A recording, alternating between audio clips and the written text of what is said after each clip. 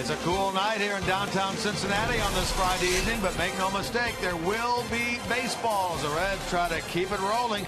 It's the second game of this four-game series. The Miami Marlins, the Cincinnati Reds, here on Fox Sports Ohio.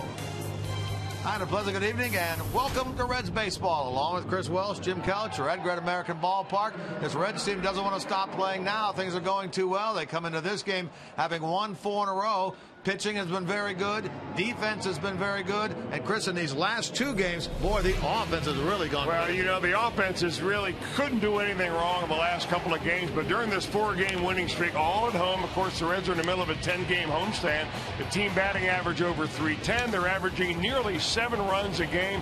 You combine that with an earned run average down about 1.2, and you're not even giving the opposition a chance to breathe out there. It has been an outstanding performance from both sides for this Reds ball club.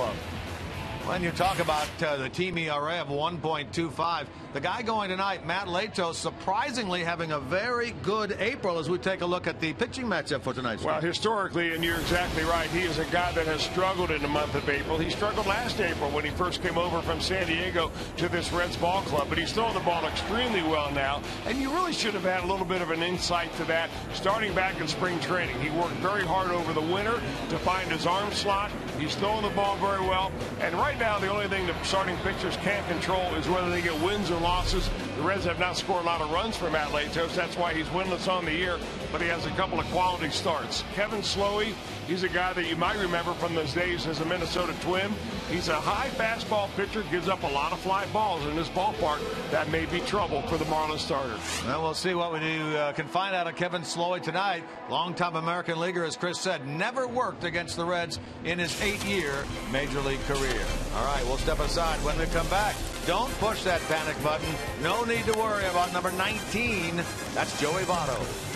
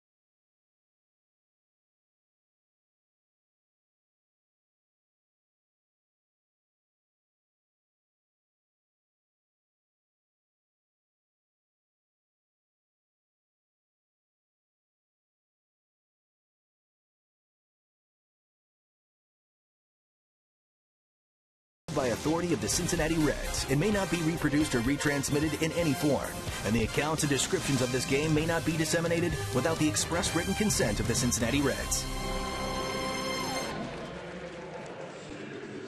Second game of this series tonight, the Reds and the Miami Marlins, as the Reds won big last night, 11-1 the final score. Meanwhile, the weather not nearly as nice as it is in other parts of the country. Here, it's kind of cool. Let's take a look at the weather for tonight's game, brought to you by Eric Dieter's attorney at law. Here's our good friend Tim Hedrick. Oh, the boys are going to have to warm up good tonight. Game time temperature, some 32 degrees colder tonight. It was 76 last night, 44 game time tonight. There could be a few sprinkles as well. Heading for home, about 40 degrees. And when they crush that ball, ooh, it's going to sting. Enjoy the game on Fox Sports Ohio. See, Tim needs to put on his batting gloves. How about this guy, Joey Votto, Chris? Well, Joey Votto, a lot of people looking at what he's done so far in the season saying, where's Joey Votto? Why isn't he driving runs in? Well, one thing he is doing is getting on base. You look at the on-base percentage of .526, the number of walks he's had, 24. I mean, he's just about walked about twice as much as he has struck out this year. So what Votto is not being done is being pitched to. And rather than chasing pitches out of the zone and make himself easy outs, Votto is getting on base and giving Brandon Phillips a chance to drive him in. You saw what he did last year through the first 16 games, through this year through the first 15 games. You know, he didn't have very many home runs last year at this time. This year he's got fewer runs batted in, but boy, the walks are up, the on-base percentage is up, and right now with the Reds winning, who is complaining? Yeah, so no reason to push the panic button, that's for sure.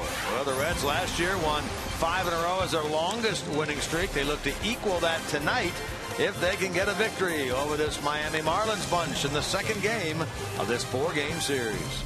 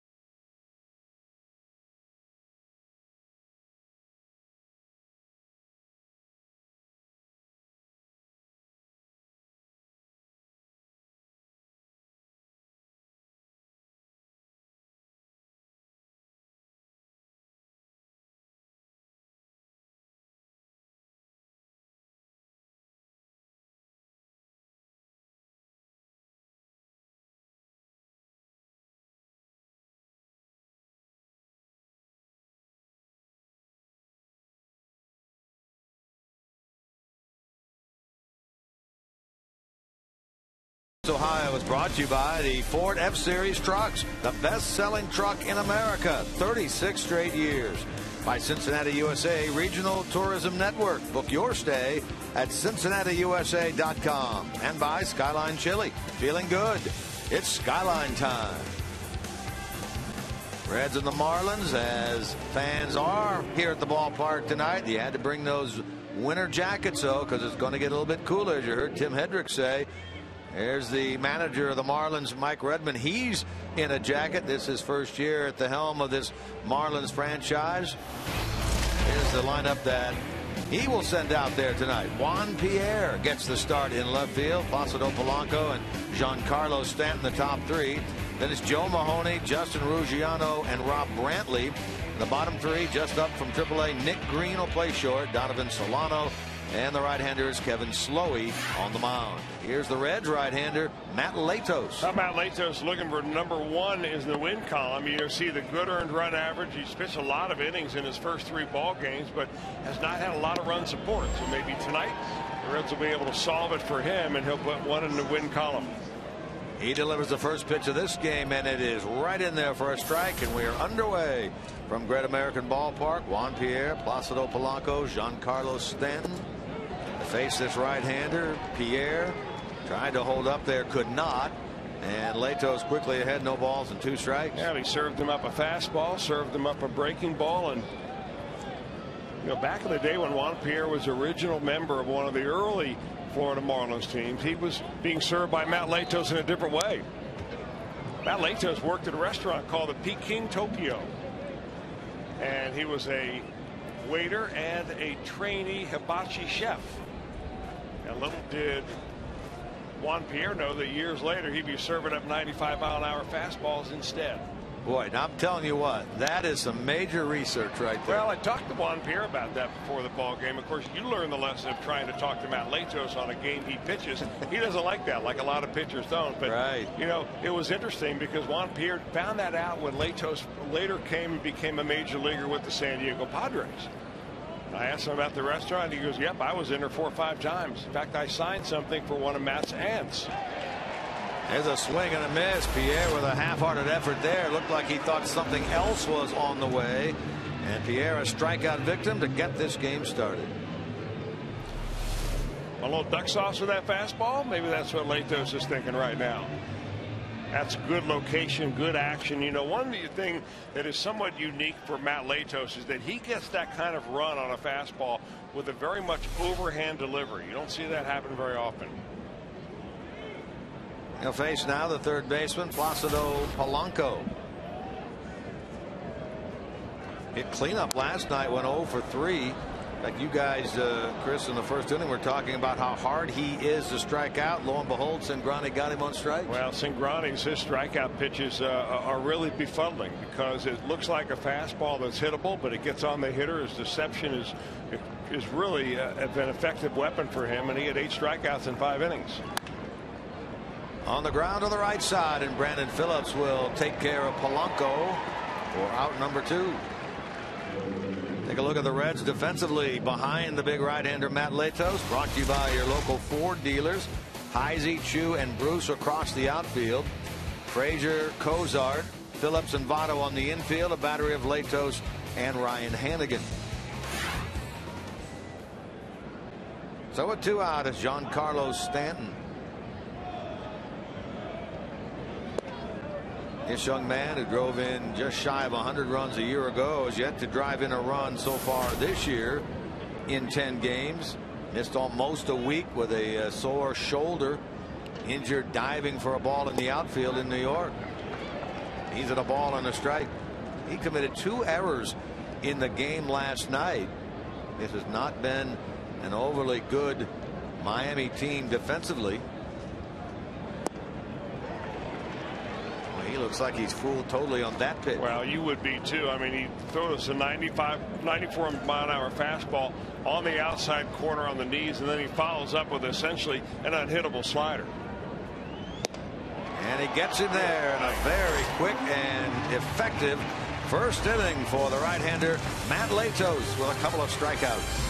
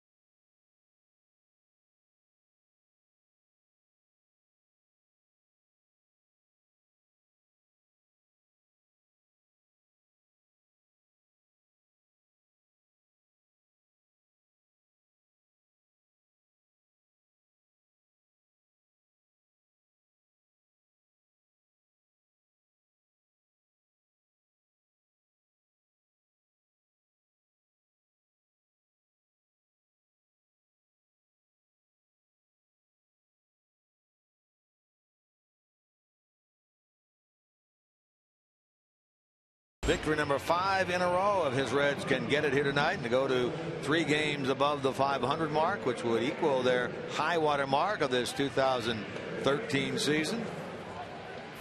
And his lineup card looks like this tonight: Chu, Cozart, and Votto, Phillips, Bruce, and Frazier, Heisey, Hannigan, and Latos. Nothing much different right there for Dusty Baker here tonight. On the mound for the Marlins is Kevin Slowey. Slowey's a 28-year-old right-hander. He goes about 6'2", 200 pounds, and he was raised in Upper St. Clair, Pennsylvania. You may recognize that as also the hometown of former Red, the mayor of Riverfront, Sean Casey.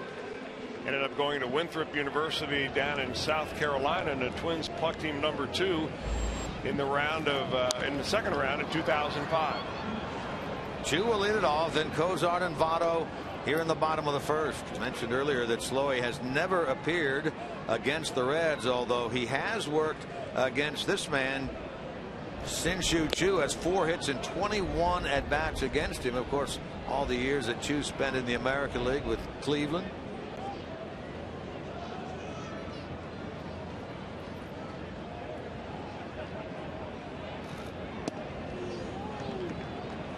You know, sometimes we give you a graphic look at what the scatter report is on a certain pitcher. Today we're doing a little something different. We went to the Reds hitting coach, of course, who studied video, pores over the scatter reports that the advanced scout is able to provide the Reds, and we're going to hear from Brooke Jacoby right after Chu's done with his at bat. Chu with a ball and 2 strikes. Last night he picked up the first Reds hit against the hard throwing right-hander Jose Fernandez. Ended up with a pair of hits in the game, and now has reached base in all 15 games in which he has played. There's Brooke Jacoby, the hitting coach of the Reds. Hear from him in a moment. Well, you look up and down this Reds lineup, and under the column of on-base percentage, and you see you've got 2 guys that are near 500. Chu is a little bit below. Votto is a little bit above. Then you've got Brandon Phillips and Jay Bruce on base all the time. Chu goes the other way, hits it hard, hits it deep into left center field. That will one-hop the wall near the 379 mark. He keeps going around second, on his way to third, and he is in there with a head-first slide and a triple to start the Reds' first inning here tonight.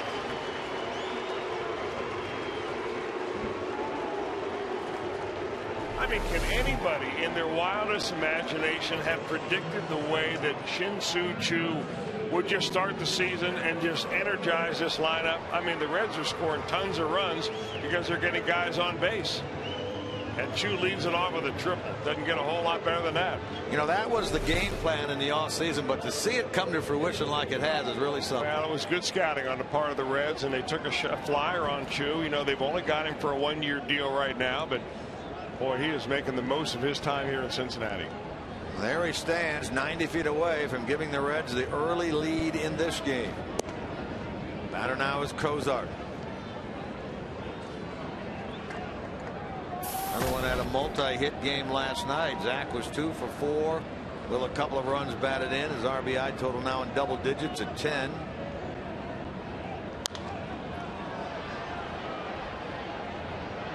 That's a foul ball and will be caught over there by the first baseman Mahoney. Well, yeah, high fastball right there was a pop-up pitch for Zach Cozart, and Brooke Jacoby will tell us exactly how Kevin Slowey goes about it. Well, he pitches up in the zone, it looks like. From what I've seen on video, he pitches up in the zone with his fastball. He'll spray it all around the zone and try to work his curveball. He'll work his curveball to the bottom. Lefties are going to get a change up, and, you know, we'll see what we can do with him. Little scouting report right there by Brooke Jacoby. And it's pretty true so far what we've seen from Slowey. He throws his fastball around the letters and tries to get that breaking ball down. Not a lot of guys who throw 88 miles an hour like to pitch upstairs like Kevin Slowey. Slowey works here against Votto. 1 hit, 3 trips last night. This guy leads the National League in on-base percentage at .526. Leads the big leagues in walks with 24. Been on base in every game the Reds have played, all 16. Now he's ahead again, 3-0. Boy, you got to wonder, don't you, if he gets frustrated with all the walks. Well, you can't afford to do that. I mean, I think approaches it this year a little differently than he has in the past. He wants to give a good battle in every at bat, and a walk is not a failure for Joey Votto. Swinging at 3-0, lifts it into left field. Pierre is there, and he will just lob that ball back in. He's not going to throw out Chu from that deep. Sacrifice fly for Joey Votto gets him his 4th RBI, and a 1-0 Reds lead. Take a look at the Marlins defensively now. Behind the right-hander Kevin Slowey, brought to you by your Ford dealers. Across the outfield, it's Pierre, Ruggiano, and Stanton. Polanco and Green left side. Solano, Mahoney right side. A battery of Slowey and Brantley. Mahoney in there tonight. First start of the series. Then goes with Nick Green at short. Juan Pierre out in left field. Green just called up from their AAA club at New Orleans. When Adeiny Echevarria went on the DL, they had Valleca play short last night. Green playing there tonight. First base last night for the Marlins was filled by Greg Dobbs. Today it's the big guy over there, Joe Mahoney.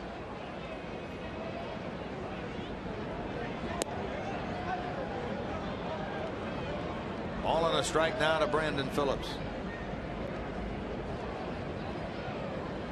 2 out, bases clear, a run home. Reds have jumped out in front 1-0 here in the bottom of the first. Phillips swings and lifts it into center. Ruggiano is there, and the inning is over. But Latos is staked to a lead. Reds get a run and lead 1-0 after 1.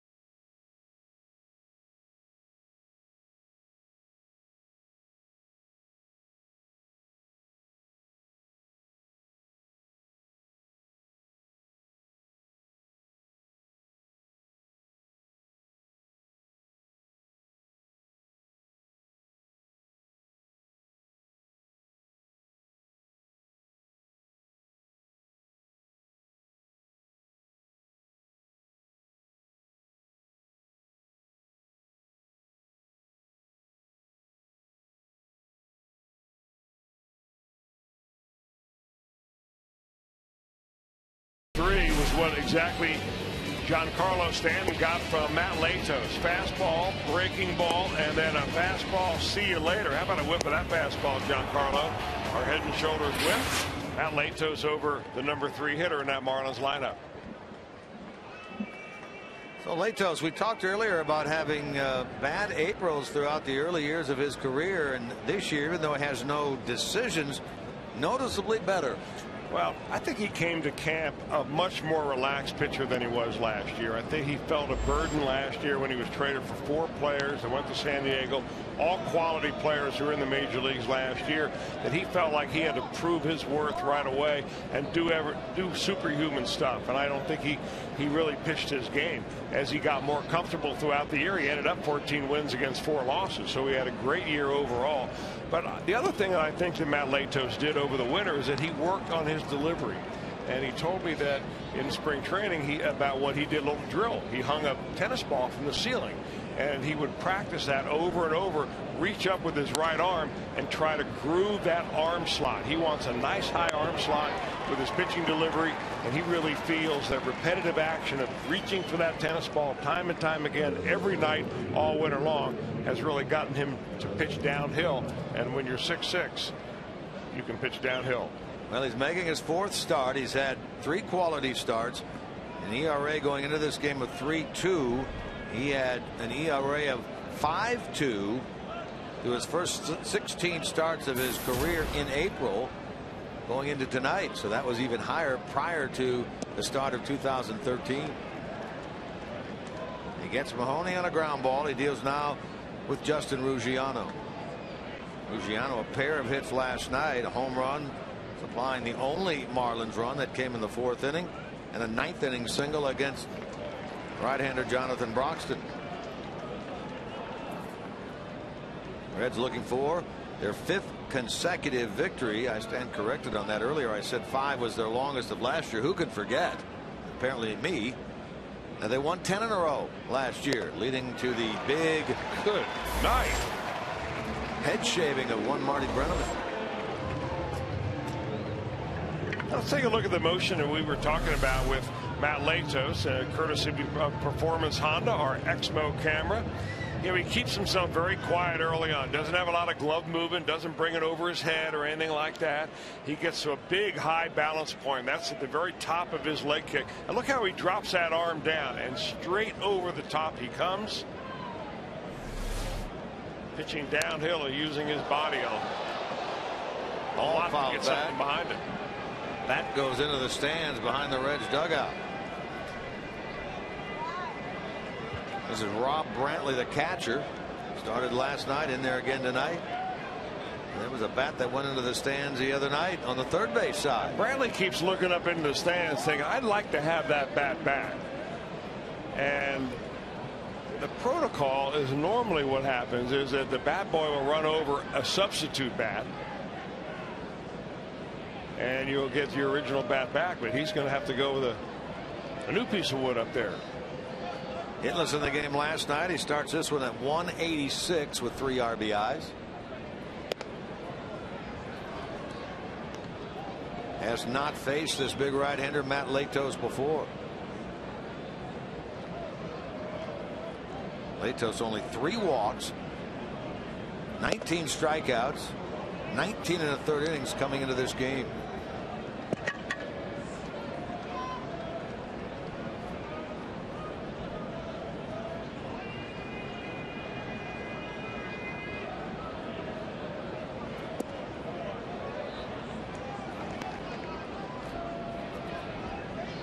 Reds lost his last time out. Talking about Latos, that was that game in Pittsburgh on Sunday. And they ultimately lost 10-7 after having a 5-0 lead going into the bottom of the 7th inning of that one. Yeah, those are the kind of games that when you leave as a starting pitcher, you're thinking, well, I can pretty much chalk this one up and put it right in the book. But it's not always like that, not in the game of baseball. He gave up the home run ball in that inning to Michael McHenry to get it started, and it just went downhill from there. Here's a check swing. He went around, and boy, oh boy, Latos looks ultra sharp here tonight, having retired all 6 that have come up there against him thus far.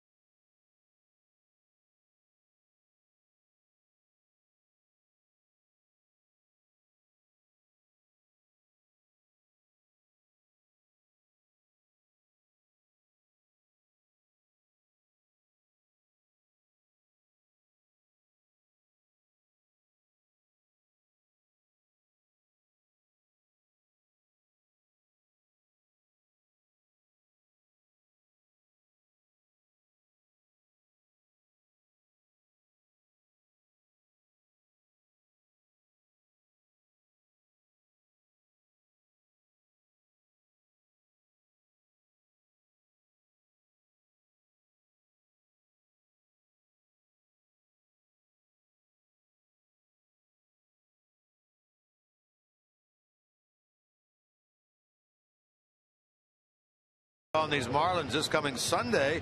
Don't forget to take advantage of the first 4 for $48 ticket offer. Plus the first 8,000 kids 14 and younger get a Reds sports band thanks to Tire Discounters. For tickets to see the Reds and the Marlins this coming Sunday, call 513-381-REDS. Visit select Kroger locations or go to reds.com/tickets. 1-0 Reds as Cincinnati comes calling against his right-hander Kevin Slowey here in the bottom of the second. That run that Slowey gave up in the first inning, the first run he has given up in any of the first 3 innings so far this year. He's really been very good early, not so good late.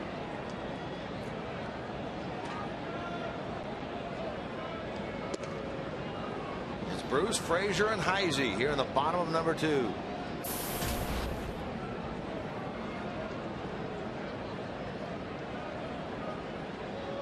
Jay starts the game at 294, just a hair under the 300 mark. Getting a hit last night. He scored 3 times in the game last night, Jay Bruce. Still, of course, looking for that first home run.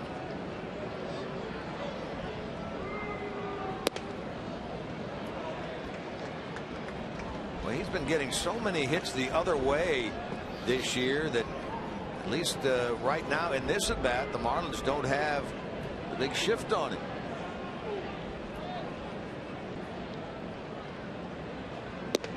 All 4. So a 5-pitch walk means the Reds get the leadoff man on for the second straight inning.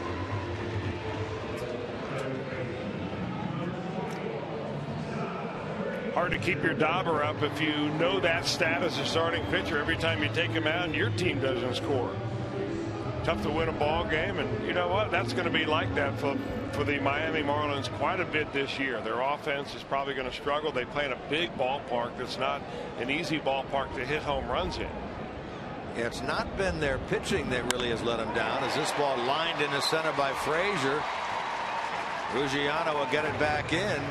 Here the Reds knocking on the door now in the second, 2 on with nobody out. Boy, he just levels that bat and hits a line drive right back through the middle in the center field. A lot like that home run that he hit last night. That excited everybody in this ballpark. No more excited than Teddy Kramer. I mean, he loves that pitch down about thigh high out over on the outer third of the plate. Pow.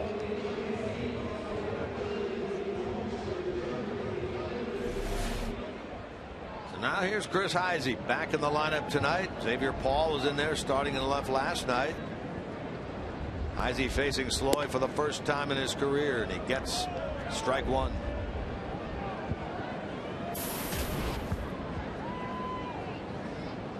Slowey had some decent years with the Minnesota Twins. He won a dozen games in 08. He won 13 games for them in 2010.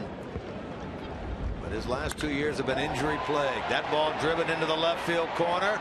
That is a foul ball. Right on top of that down there, the crew chief, Fielding Culbreth. 2 quick strikes on Heisey.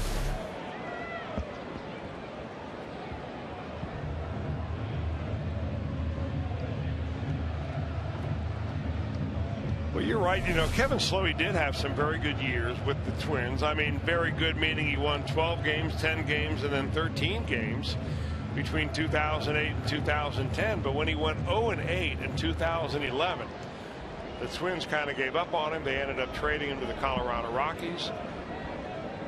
And then the Indians needed a starting pitcher when Fausto Carmona was arrested. They figured they needed some pitching depth, so they ended up trading for Kevin Slowey, and he ended up in the minor leagues last year in Columbus. Here's a drive to left field off the bat of Heisey. Pierre going back and right in front of the wall. He'll make the catch of that ball for out number 1. Got a little on the end of the bat. That previous pitch that he rifled down the left field line foul was a fastball. Slowey took a little bit off that pitch. You see the spin of the ball right there by our Performance Honda Exmo camera. Just a little on the edge. Pierre been busy already out there in left field, and now Slowey will face the number 8 hitter, Ryan Hannigan. 2 on and 1 out. Hannigan, you see there, off to a slow start to 2013.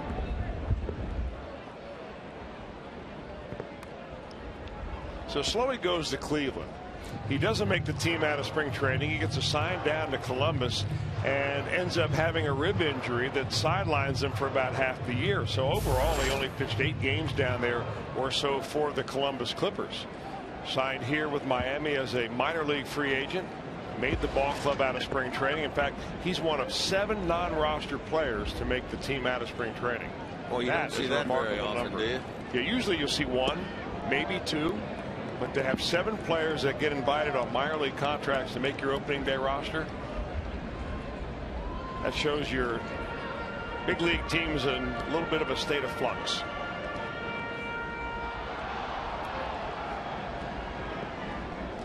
Two and 0 to Hannigan from Slowey.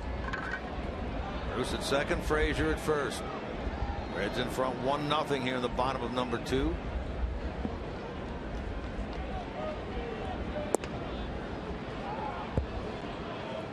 So Slowey 0-2 this year, 0-8 as Chris was talking about in 2011. So he has lost his last 10 big league decisions. Hasn't won a game since September of 2010, pitching for Minnesota against Oakland. Well, he could really use a ground ball right here, but ground balls aren't something that Kevin Slowey really gives up. He's a guy that throughout his career has been a prolific fly ball pitcher. That's the numbers you're talking about, his last 11 starts.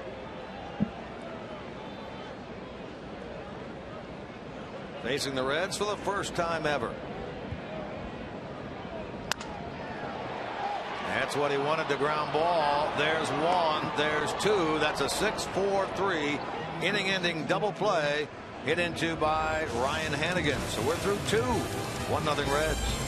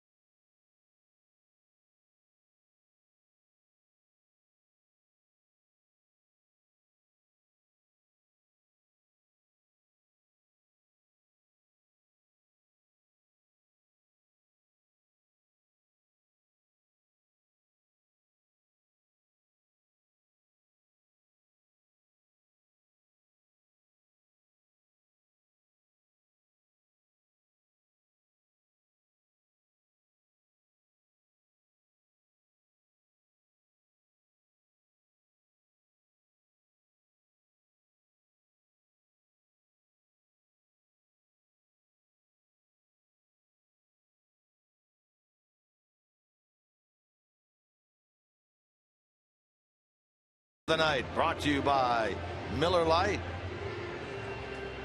Yes, indeed, there is a little rain coming down here at Great American Ballpark. Some of the fans head for cover, some with their hats on and their jackets on. Brave it.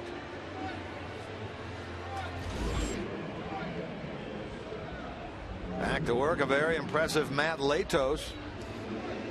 6 up, 6 down, 4 strikeouts in this game thus far. There's the home plate umpire, Bill Welke. He is wiping off his mask. He must have set it down in the dirt area of home plate. Got a little mud on it. Yeah, Bill Welke's a Michigan guy. I mean, they get this kind of weather up here probably right in the dead of July, don't they? If you go way up there to the UP. The Upper Peninsula? Yeah. Yeah. the UP. Yeah, they're prone to bad weather up there. It's a little bit late in the month of April, though, to see the temperature hovering down around the freezing mark at some point in the night. I'd like to say good riddance to this once and for all. See you again maybe next November. Nick Green leads things off, the number 7 hitter in the Marlins lineup. Green just up from AAA New Orleans when Echeverria went on the DL down there. He hit .293 in 11 games, and he bounces this one over the mound and into center field, and a base hit for Nick Green gives the Marlins their first base runner.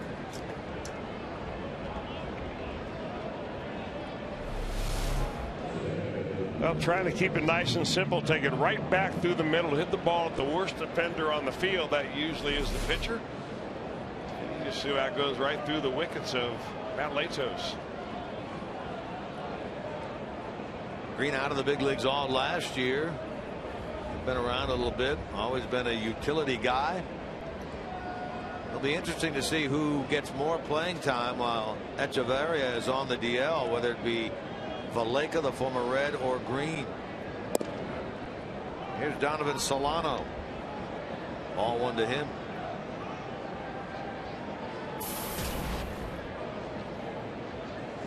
Solano in the game last night, a hit in 4 trips. Starts the game at 222. Boy, look, he's got that ski mask type protection on his neck, trying to stay warm, minus the face portion. There you go. Good look at that. Keep the ears warm, keep the neck warm. This kind of weather would never pop up down in Miami, but if it did, they'd simply close the roof. And it would never prop up either in where Donovan Solano is from, which is a country of Colombia. That's a line drive base hit into left field. So like the Reds in the bottom of the second, the Marlins here in the top of the third put the first 2 on. I might be wrong about that. Maybe if you got up in the mountains of Colombia a certain time of the year, you get some cool weather. Speaking of mountains and cool weather, as Kevin Slowey comes up there, remember, wasn't it you and I talking about R.A. Dickey climbing, or someone climbing Mount Kilimanjaro? This guy was involved in that. He was one of 3 people that went up and climbed the biggest mountain there in the continent of Africa. It took him, what, 7 days and 50 miles. Wow. They hired a chef, they hired or cook, I should say, and a guide, and they raised a lot of money for a very fine charity that targeted children. Hannigan will make the play. Sacrifice executed as Phillips takes the throw. Time now for tonight's storylines, which are brought to you by Elk and Elk, serious lawyers for serious injuries. Call 1-800-ELK-OHIO. We were talking, Chris, about this earlier. Yeah, we did. We talked about how Matt Latos throughout his career, and this is before this year, how he has not been able to really get off the mark very fast. But here in the month of April in 2013, his earned run average much better than his career numbers. His strikeouts are up, his walks are down, and his innings per start are up. So Matt Latos feels a lot more comfortable about himself and where he is, and the Reds are happy about that. Tonight's Elk and Elk storyline. Juan Pierre had a late bunt there and fouled it. The runner was not breaking from third. Green.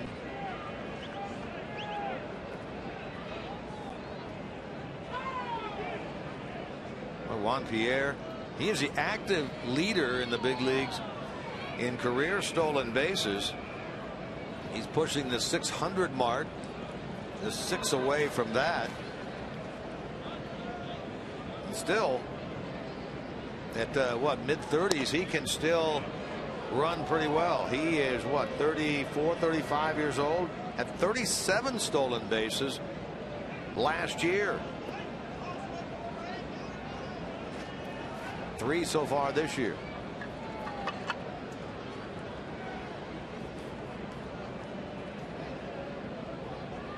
Infield halfway for the Reds. There he shows bunt again. Now the Reds are going to play the infield in. They're not anxious to even give up 1 run to this Marlins ball club. Pierre's thinking maybe about a push bunt right there. That ball runs him off the plate and then comes back in and touches the inside corner. That is a tough pitch to throw, and Reds are very fortunate. They've got 3 or 4 pitchers on their staff that can throw that front door fastball very effectively.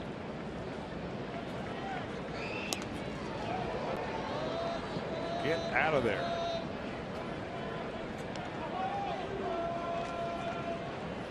Pierre, a member of the second Florida Marlins World Championship team back in 2003. They won it initially in '97.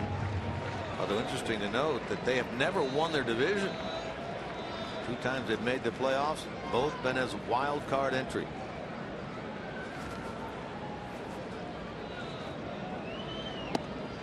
Got him.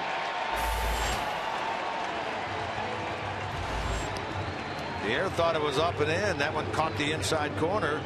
Pierre, a strikeout victim for the second time. What a great pitch by Matt Latos. Look at the action on this ball. I mean, he just freezes Pierre. Now, our Fox tracks will show that ball a little bit up and in, but a good frame job by Ryan Hannigan. Bill Welke rings him up, and that'll set the infield back in normal depth. So for the Marlins, the first 2 reach, next 2 retired. Here is Placido Polanco.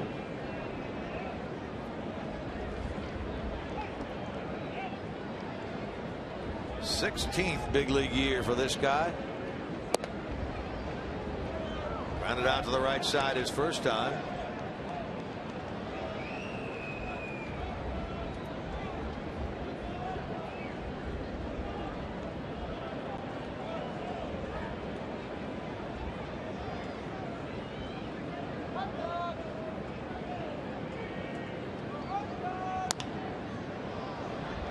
Now he's at a ball and a strike.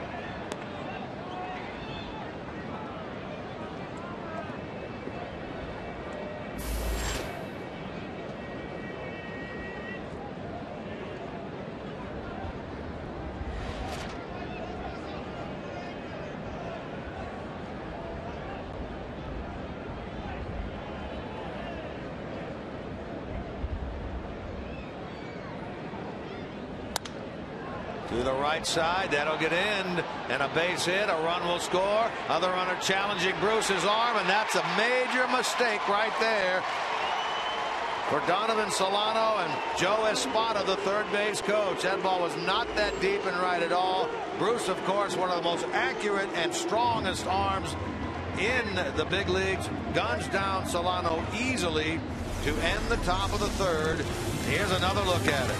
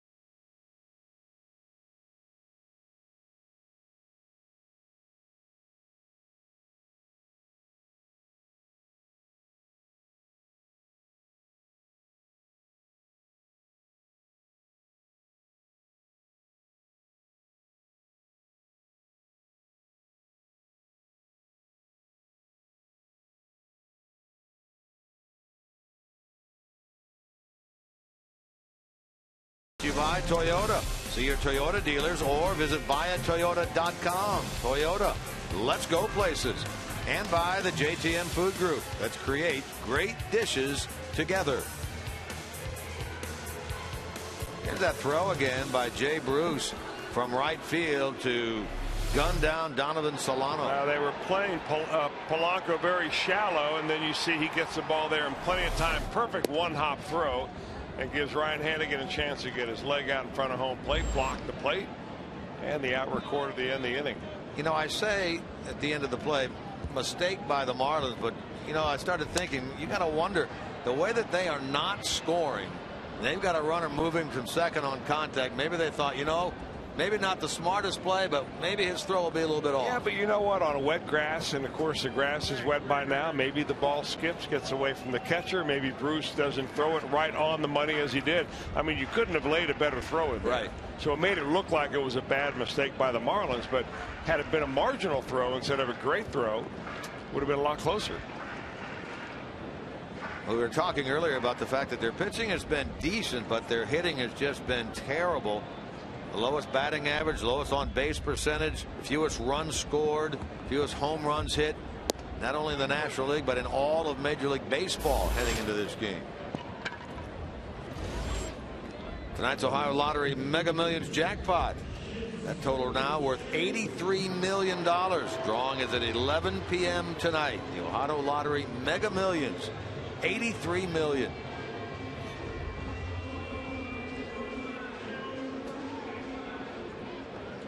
That strikeout of Latos, the first for Kevin Slowey. Top of the order now, and Shin-Soo Choo. Still that light rain, mist almost falling here at the ballpark. Supposed to get a little bit better tomorrow, a little bit better on Sunday again.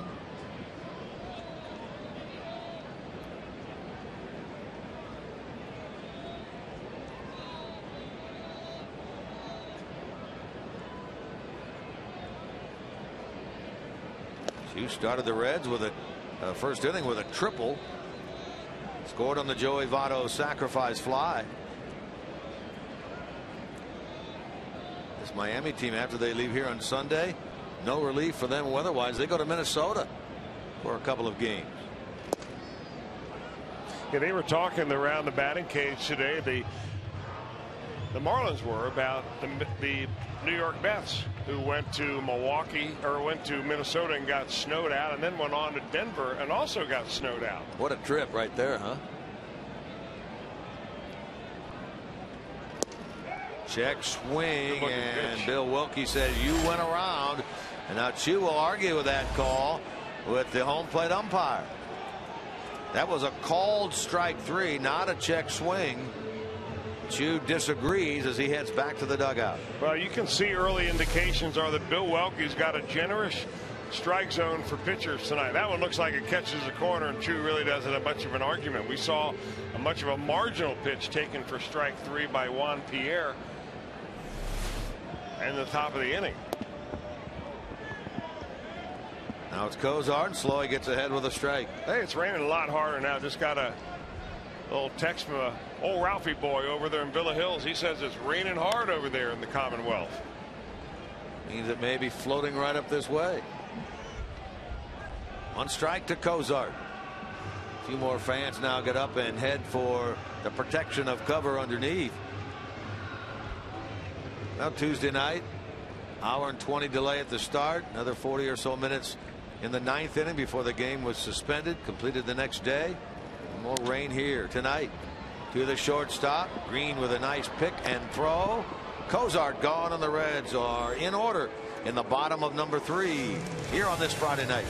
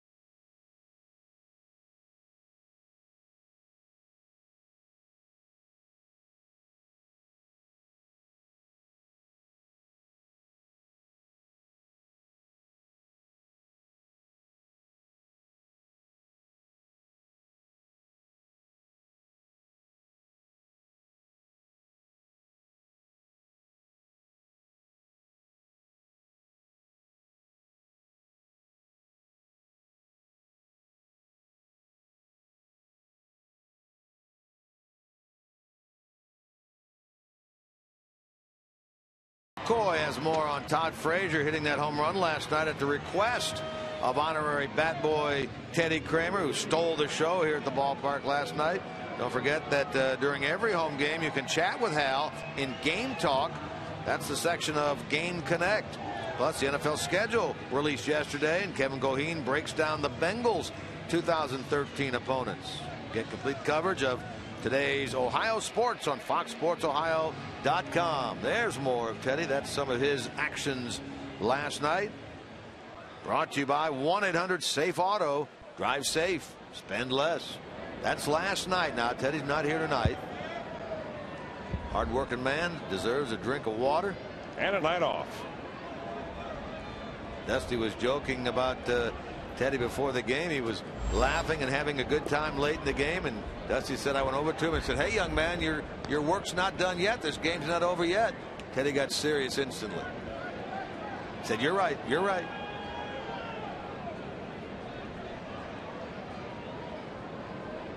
Fourth inning, Stanton leading things off. He's at a ball and a strike. That one may have caught the foot of Ryan Hannigan. Well, Hannigan's had a tough go of it early on. He got that foul ball off his right hand earlier this season. He had a little issue with his left thumb.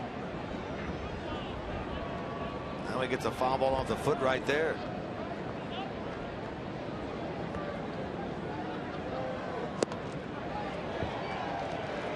He'll be back behind the plate with Hannigan tomorrow with Bronson Arroyo on the mound.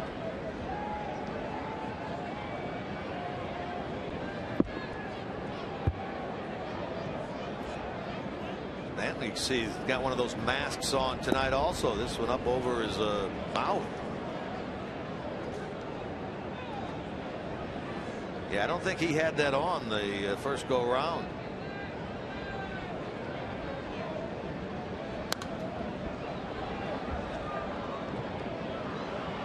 Stanton last night had a first inning hit against Cingrani, walked later, then fanned twice, once against Cingrani, once against Alfredo Simon.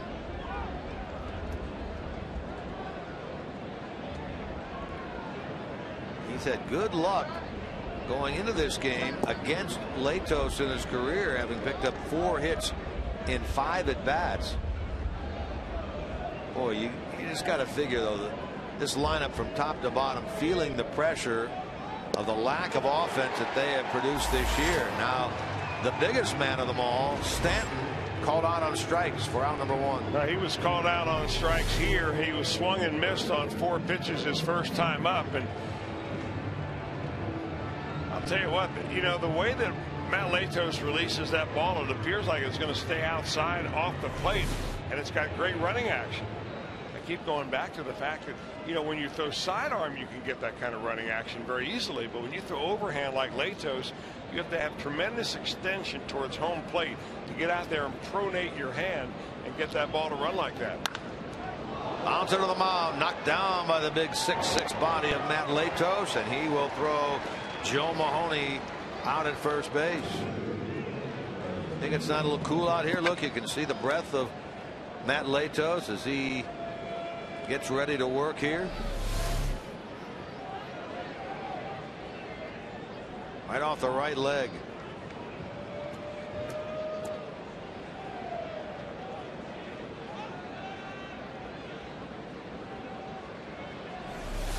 So Mahoney's 0 for 2. There are 2 men out. Now Paul Lassard, Dusty Baker emerged from the dugout. Latos shaking his head, kind of laughing like, look guys, I'm all right.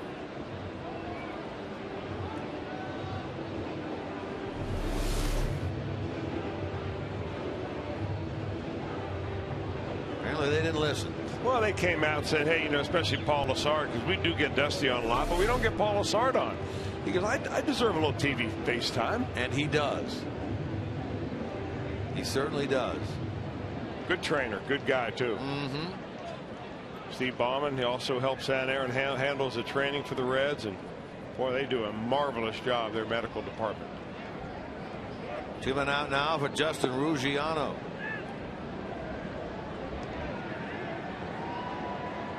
Ruggiano out on strikes his first time.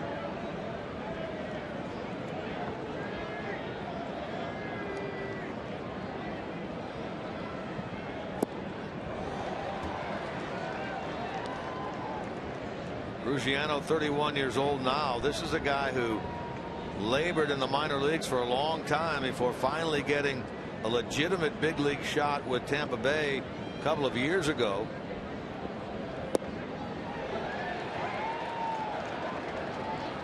Last year, 13 home runs for the Marlins. He had a very good second half of the year, as did Donovan Solano. A team that won only 69 games.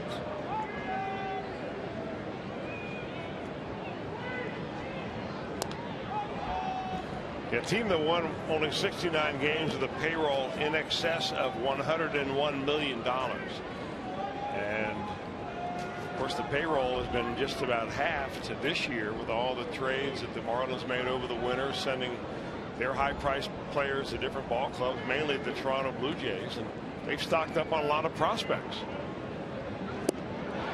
Breaking ball that tipped right into the glove of Ryan Hannigan, and another strikeout for Latos, who already has amassed 7 of them through 4 innings.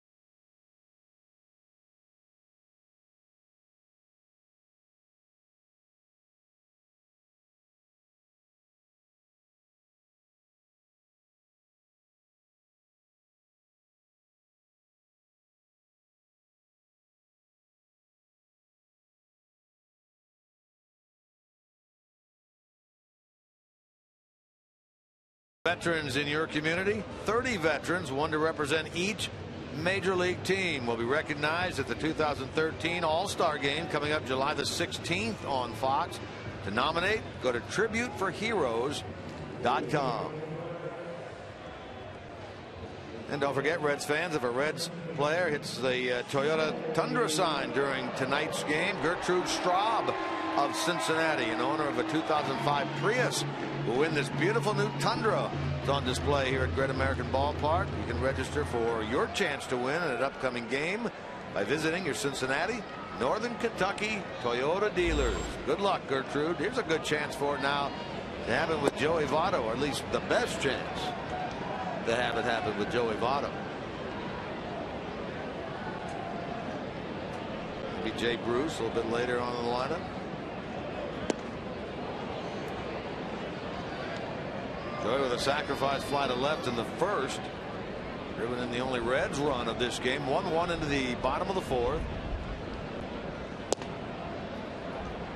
Well, you heard the scouting report about Kevin Slowey from Brooke Jacoby, but you also saw a very rare ground ball double play. This guy, since he came into the Major League Baseball in 2007, has been a prolific fly ball pitcher. This is your ground ball percentage, and these are 4 guys actually with Jared Weaver there, who are all still active players in baseball.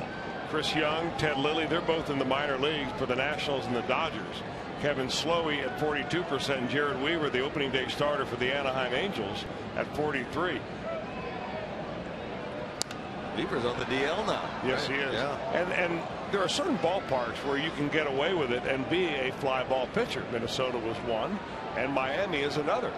Ballpark down there, very beautiful new ballpark in Miami that just simply doesn't give up the home run ball very easily. Not here, though. Here, maybe a different story. Aaron Harang is on that list, not quite in the top 5, but He struggled here at home, sometimes with the way the ball would fly out of here when the weather heats up.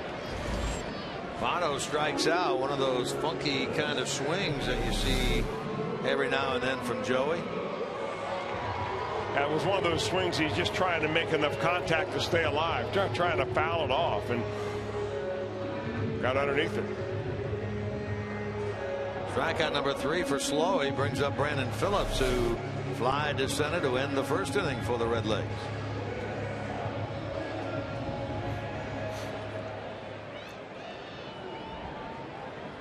Reds have actually been out hit 3-2, led early 1-0, tied 1-1 now. A couple of day games coming up. The remainder of this series, both tomorrow and Sunday at 1:10. Tomorrow, Bronson Arroyo against a lefty, Wade LeBlanc, former Padre. And then Sunday, Homer Bailey against Alex Sanabria.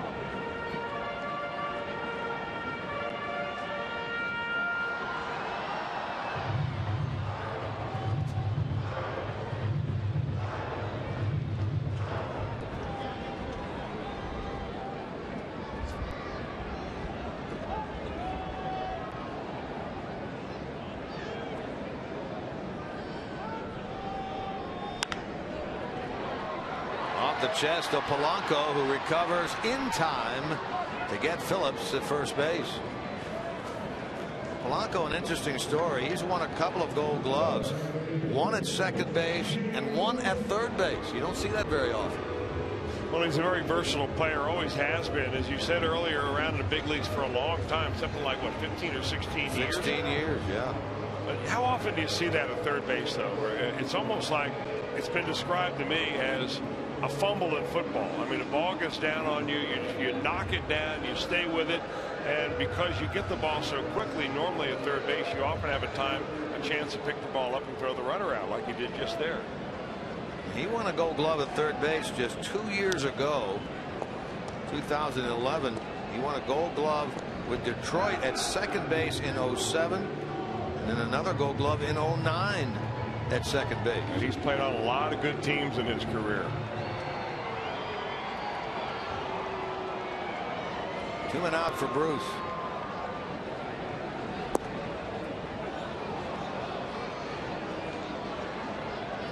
He had a different look of that pitch than did Bill Welke. Walked his first time. Modest hitting streak of 4 coming into this one for Jay Bruce.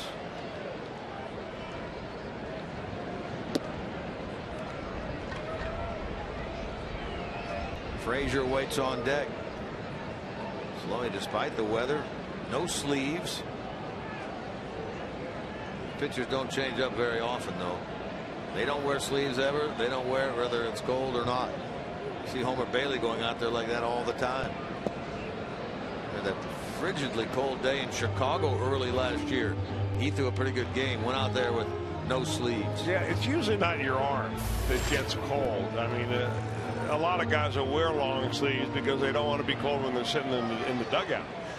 But it's usually the pitcher who's the warmest guy on the field. He's the one that's moving around the most.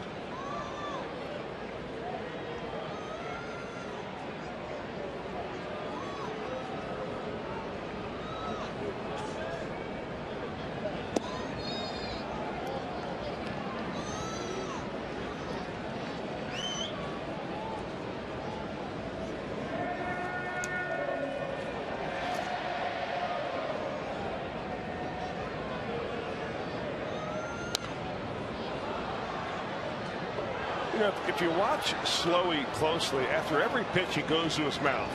There he goes again, blowing in his hands. Of course, you're permitted to do that. You're actually permitted to lick your fingers now, or like he does right there, as long as you show the umpires that you're rubbing it off. When you're on the mound. When you're on the mound. It used to be that you'd have to get off the mound into the grass, and it would be delaying the game. Hard hit, base hit, Jay Bruce. Now they beat the ship that time with the ball up the middle.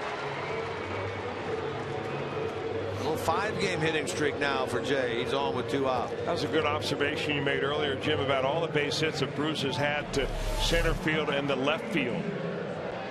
And that's one of the things he's trying to do, is not become a pull hitter, not become a guy that pulls his shoulder out and is susceptible to long slumps.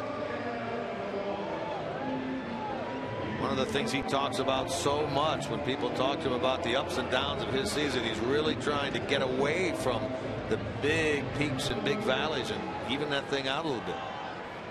Here's Frazier. Solid single to center his first time. Scoreboard totals with that hitter now identical.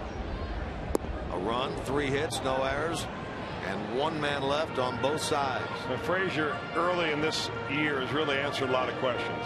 His defense has improved. He's hit for power. He's got 5 home runs, driven in 14. Now he's hitting over 300. I'm not sure that you could expect him to do more.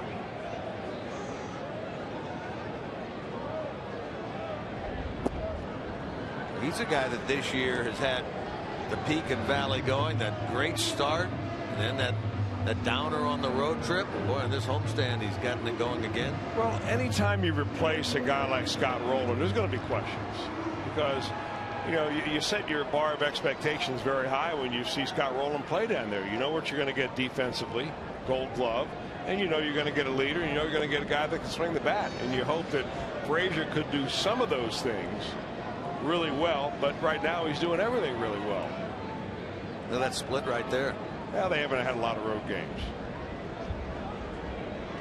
and the 2 tough series that they did have in St. Louis and in Pittsburgh, the Reds ended up winning 1 out of what, 6 games? Right.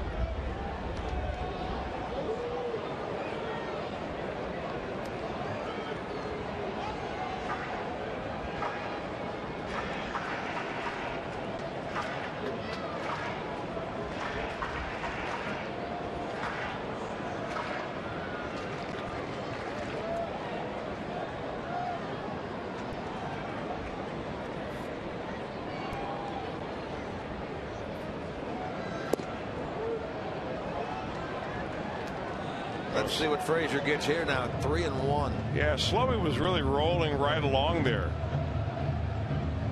Had retired 7 in a row before that base hit by Jay Bruce. And now he slows his pace down a little bit. 3-1 count. Good hitting count for Frazier. Outfield playing deep, trying to prevent a double. Todd might want to have that one back. That was right in there. He took it. It's a full count. Now Bruce will be on the move from first base. 3-2, 2 out. Mahoney playing behind the runner. There he goes, and into center. Playable out there for Ruggiano, who makes the catch to retire the Reds here in the bottom of the 4th. They leave a runner, and we're 1-1 through 4.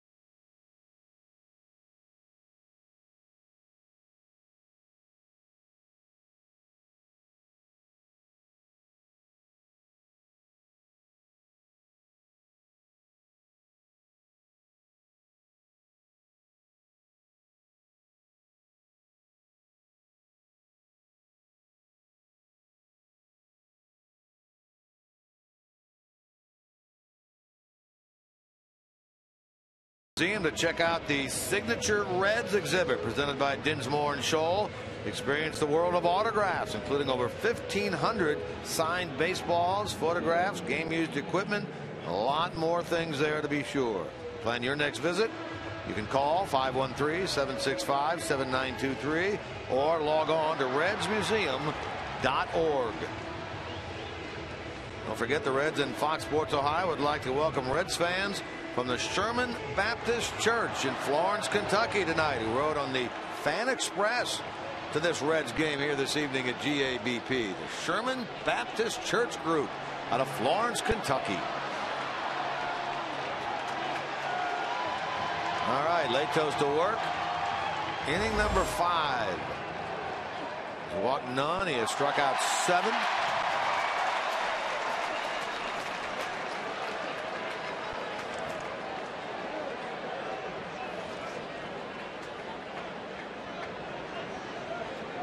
Season high for Latos is 8 strikeouts. He works here against Rob Brantley, the catcher.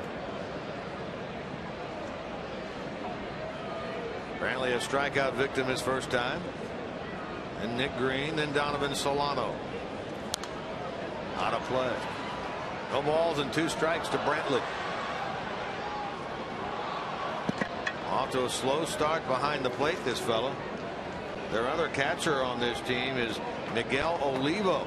That name rings a bell. Yes, he was with the Reds all spring training. Well, Olivo, even though he's got a lot of veteran guidance and experience, he's not the catcher of the future for the Marlins. Rob Brantley is. That's one reason why he was in there last night catching Jose Fernandez. That equals a season high now for Latos, making 8 strikeouts. Good call right there by Bill Welke, according to our Fox tracks, right on the corner. Well, you mentioned it earlier. He really does have a lot of that late movement going tonight. And it's something that is very unusual to see for a guy that throws overhand like that. Sam LeCurish, isn't it? Yep. There's Nick Green. A foul ball. A little ways to go now for Latos in terms of a career high. He struck out 13 Brewers near the end of June last year.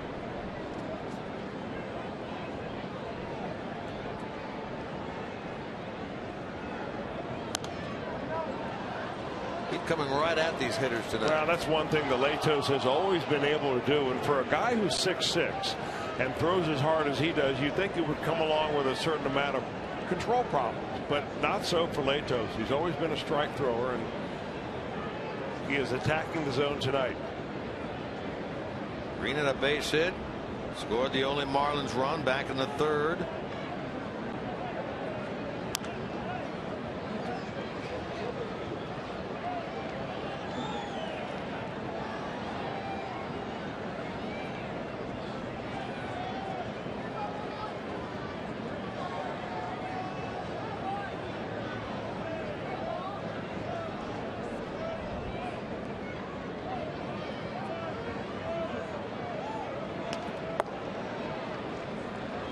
Mentioned earlier, Green, a guy that's been around a little bit. He's 34 years old.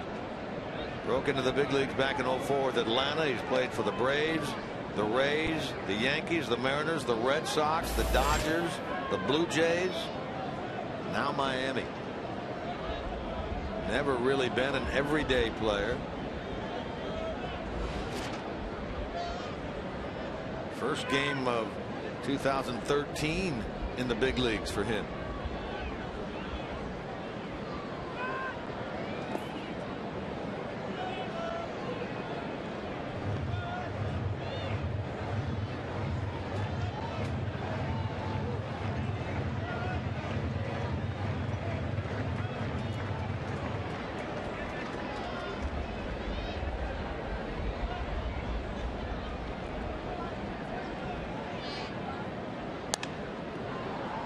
Another base hit, this by Green into right. So the veteran Green 2 for 2.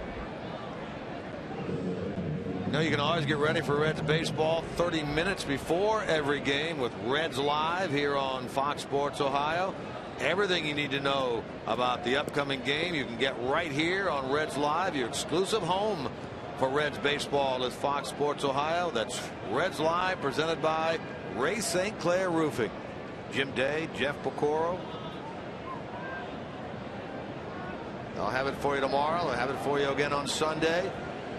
I'll have it for you Monday and Tuesday against the Chicago Cubs. No telecast next Wednesday. That's off to an extended road trip for the Reds. Takes them to D.C. for 4, St. Louis again for 3, and the Cubs for 3. Base hit to left for Solano. His first time up.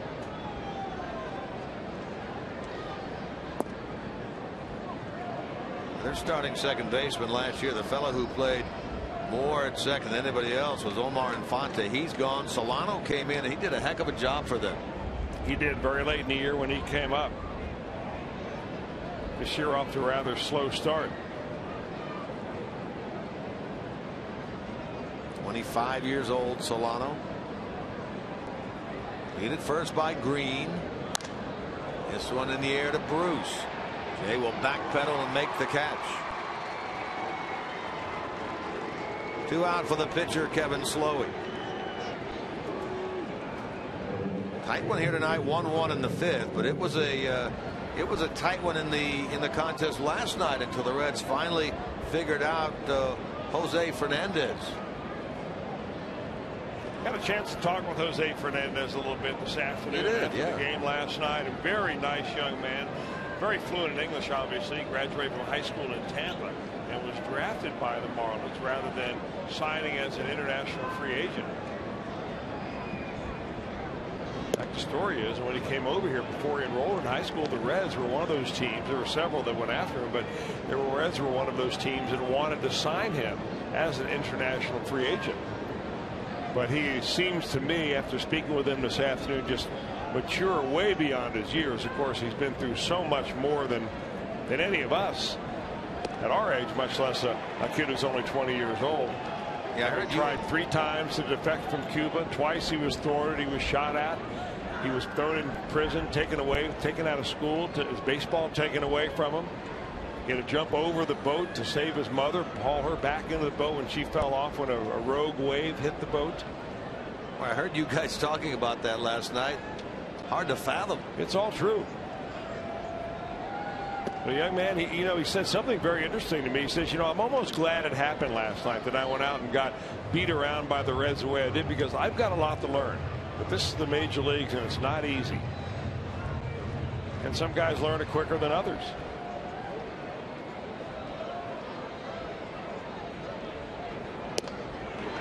That's number 9, a new season high in terms of strikeouts for Matt Latos. He sets down his counterpart Slowey. 1-1 into the bottom of the 5th.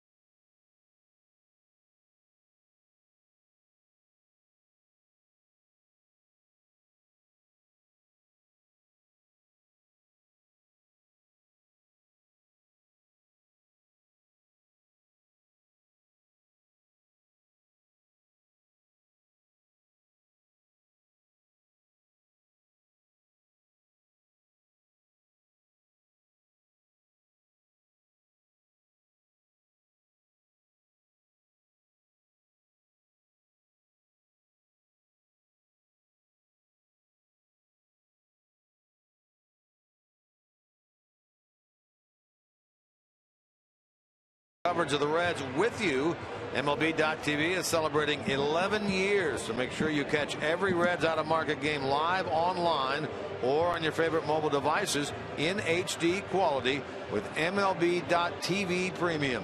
Visit Reds.com to order. Get all the details. It's MLB.TV. Baseball everywhere.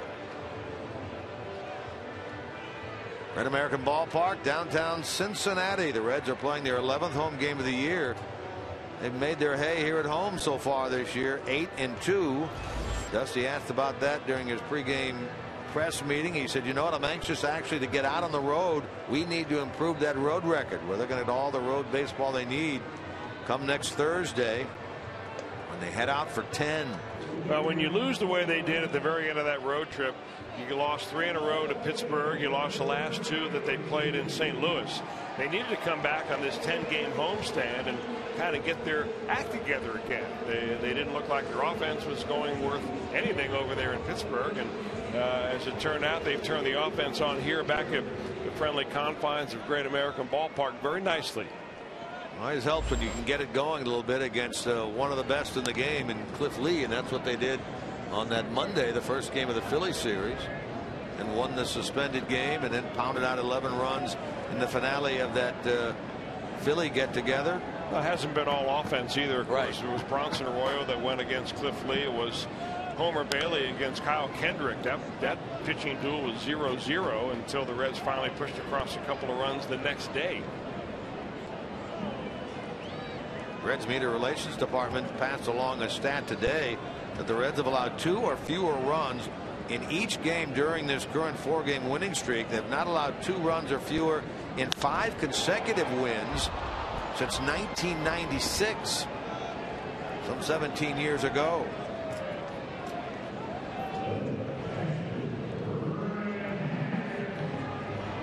What the Reds did there. Yeah, early in the year still, and this is what we were talking about as far as, you know, hitting the offensive skids on the road. But, you know, Reds have played more games at home than they have on the road, obviously, but they will get on the road. There's some challenging road trips coming up.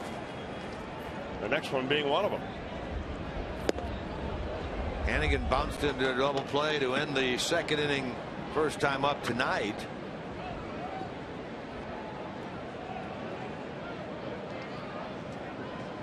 Heisey lined out, so 1 man out in this inning. The pitcher on deck.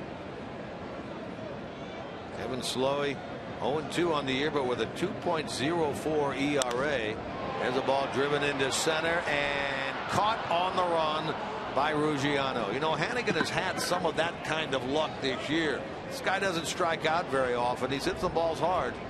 That's one of them. Yeah, he's only struck out 5 times. He's walked 5 times, so he puts the ball in play, and you don't hit 088 unless you have some bad luck too.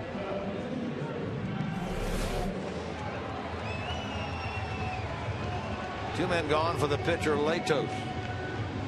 Reds went down in order in the third. Slowey trying to do it again here. The point I was trying to make with an 0-2 record for Slowey, his 3 starts have actually been pretty darn good ones, all of them. One quality start when he went 7+. His other starts, he simply didn't make it into the required inning, the 6th, get through that inning to get a quality start. Had he been able to do so, he would have gotten it. A gapper into left center by Latos. That one will roll all the way to the wall right in front of the Reds bullpen, and Latos pulls into second with a double, his first hit of the year.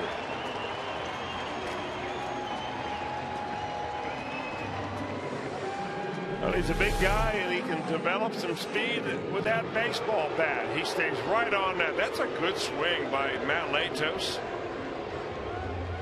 And they had the center fielder shifted around a little bit towards right center, and it opened up the gap for him. And Juan Pierre, the left fielder, finally comes over in front of the Reds bullpen to retrieve it. So keep the inning alive. Maybe Chu can drive him in. 5th career double for Matt Latos. He represents the go-ahead run here in the bottom of the 5th. Now it's Chu. Triple scored in the first. Called out on strikes in the third on a pitch that he disagreed with.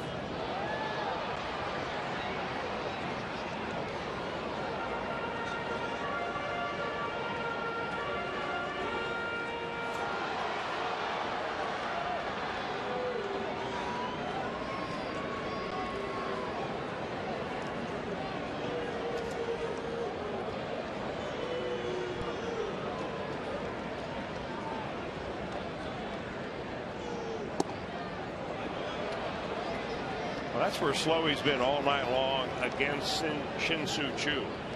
Trying to paint that inside corner. Choo's been so good at being able to handle that outside pitch. The pitch moves away from him, slashing that ball to left field. That's what Slowey's trying to take away.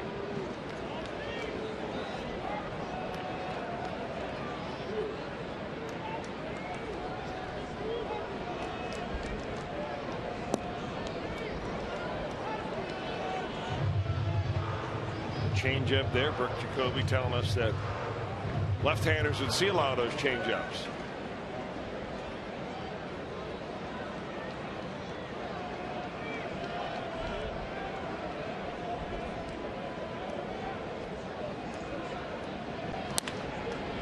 Toward the middle, but Solano will get to that ball and make the play. Choo is gone, and the inning is over. One hit, one left, through 5. Good pitching matchup here tonight.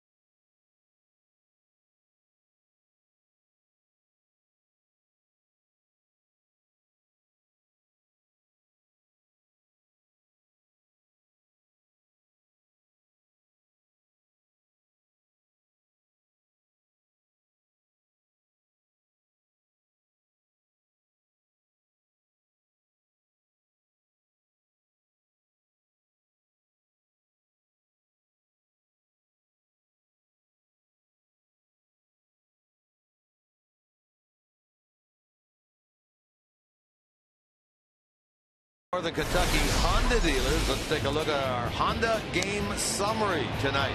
Choo led off the Reds' first inning with his first triple of the year.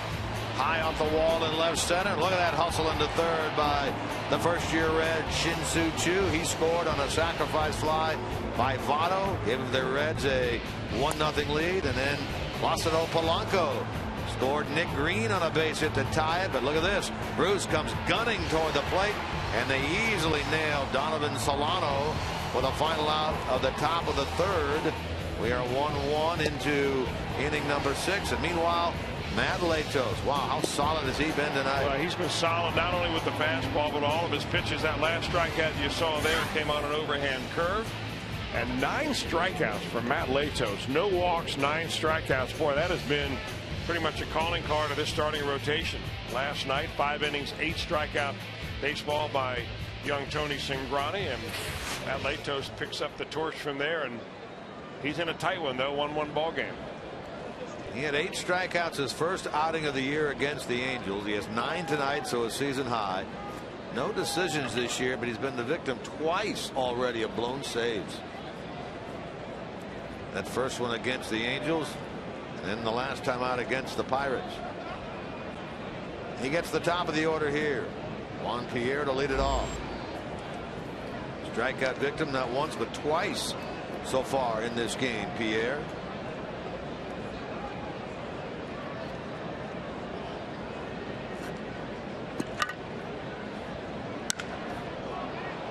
That'll be a hit into right center. Choo's going to cut it off, but there goes the speedy Pierre into second, standing with a leadoff double.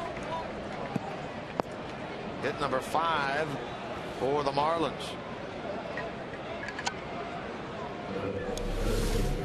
Well, you got the speediest of the Marlins on the base paths right now on second base, and then you've got their best 2 hitters coming up in Polanco and Stanton. So in a 1-1 game, tough shot right here by by Pierre puts Latos in his first real jam of the night. Let's see how he goes about getting out of this here. Deals with Placido Polanco, an RBI single in the third. The minimum he wants to do is hit the ball to the right side. Yeah, and he's awfully good at doing that. We made a mention last night about how Placido Polanco is one of the toughest hitters in all of baseball to strike out. In fact, he's always on that leaderboard of a guy that doesn't strike out at all. In fact, this year he's walked 4 times and he has struck out only 2. So he makes contact more often than not. 2 and 55 at bat, so he's pushing 26, 27 times per strikeout. Well, look at him trying to go the other way. Yeah, that's just smart hitting right there.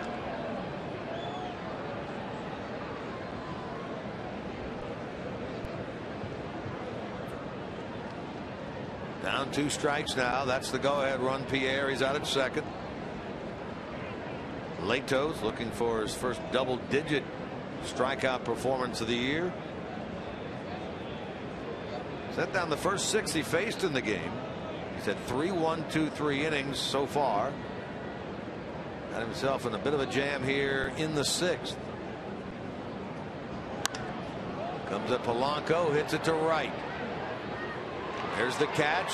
There's the tag. Here comes the throw, and Pierre gets in there.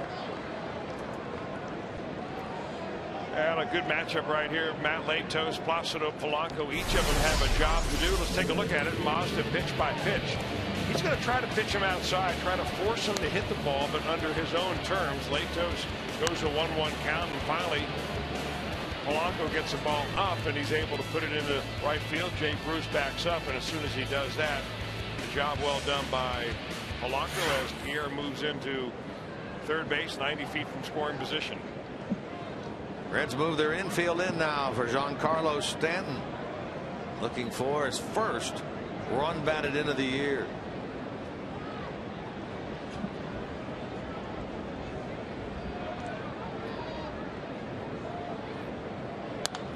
Well, he's handled Stanton very nicely his first 2 times up. Both strikeouts, one looking, one swinging. And he's just coming right after him. Stanton is the guy that the Marlins really have to decide whether they're going to build this team around him or whether they may trade him for even more valuable young prospects.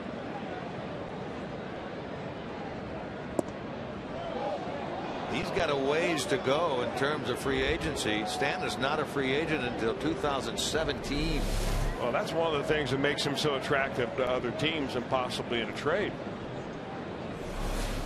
Unlimited power, great potential.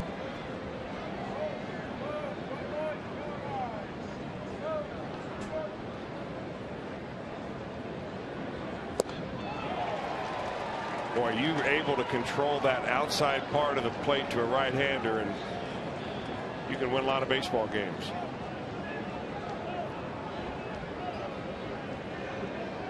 Third of the way home is Latos. Goes a long way in getting through this inning if he can get by Giancarlo Stanton right here. 87 RBIs 2 years ago, 86 last year. He wants him to go fishing again. Yeah, we showed you the swing he had in the first inning where Latos threw a fastball just off the plate and Stanton couldn't reach it. He just doesn't have the plate coverage on that low outside pitch. He stands very far off the dish. Unless he dives into the plate, he's not going to get to it. To the shortstop, runner coming home. Here's the tag. Pierre lowers the boom on Hannigan, who hangs onto the ball. Took the brunt of the blow from Juan Pierre, the veteran. He gets up a little slowly there, a little limping. I think it's the other way around. I think that Hannigan lowered the boom on Pierre. Even though Pierre had the momentum coming in, he's no big guy, Pierre isn't. And he really had no choice because Hannigan was blocking the plate, standing straight up. He realized that he's not going to get by him with a slide. He might as well try to go. And it was a good, clean play by both guys. Hannigan ready to take the blow, held on to that ball, and that's exactly what Bill Welke came around here looking for, to make sure that Hannigan still had the ball. He did. The second out at the plate in this game defensively for the Reds. That play goes 6-2. Pierre gone. Stanton aboard with 2 out.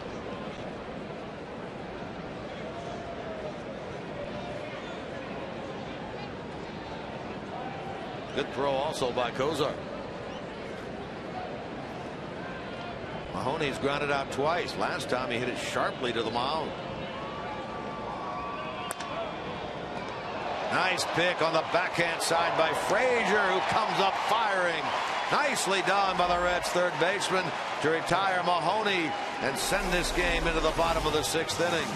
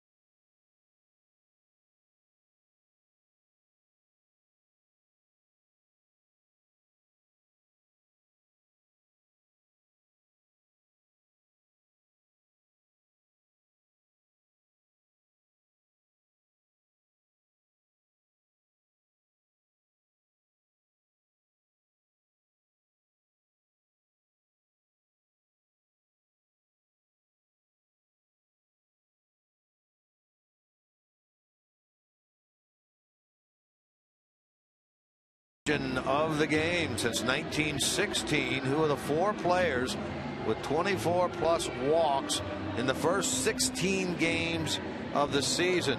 4 players with 24 or more walks in the first 16 games of the season. You know he's one of them. Who are the other ones? You know, I would have to say Ted Kluszewski would be one of those. He's a guy that walked way more than he ever struck out. Yeah. Now, whether he got a lot of walks that early in the year or not, I wouldn't know, but he would be one guess. Probably wrong, but it's still a guess. Okay. I hope these are players we've heard of. For the most part. Adam Pettijohn was an answer recently. I saw that. Yeah. Yeah. What did you say? One start for the Reds. You could have gone all night and never guessed Adam Pettijohn. I think he had 4 or 5 career appearances in the major leagues, and he was an answer to our trivia question. Josh Hall is crazy with those questions, isn't he? He can come up with them now. I'm blaming Joel Luckham. When in doubt, is that one of those? Kozar to lead it off here in the home 6th inning. Got under this ball at 0-1. Stanton calls off Solano. Stanton makes the catch. Kozar 0 for 3. Meanwhile, Kevin Slowey's having a pretty nice ball game. For a young man that didn't pitch but 8 games in AAA last year. He's coming out and he's thrown previously very good games for the Marlins, as you mentioned already, Jim. And tonight he's kind of picked up where he left off, giving up only 1 run and 4 hits. He gets Votto here. And his stuff looks very pedestrian, especially compared to last night when we saw Jose Fernandez throwing 98 miles an hour. Slowey tonight is topped out at 90. He's pitching more around 88 than anything else.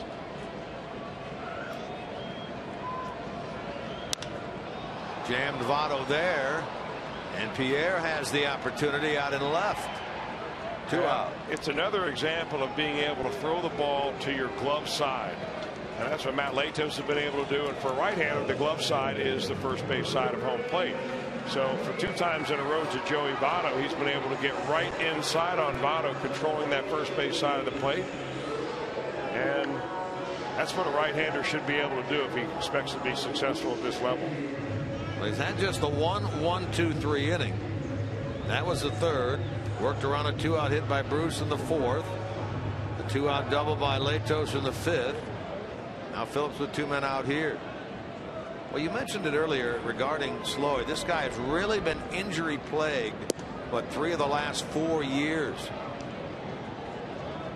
Last year, the rib injury. 2 years ago, bicep and abdominal injuries. 2009, he had wrist surgery. Spent a lot of time on the disabled list, a lot of time in the training room.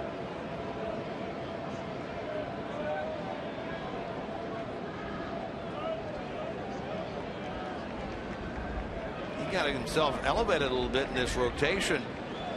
Nathan Eovaldi and Henderson Alvarez, 2 guys that were going to be in their initial rotation this year on the DL.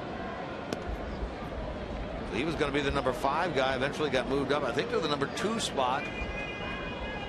And they're starting 5. That gives a chance, though, for the young man who pitched here last night, Fernandez, and the young man that we will see on Sunday, Sanabria.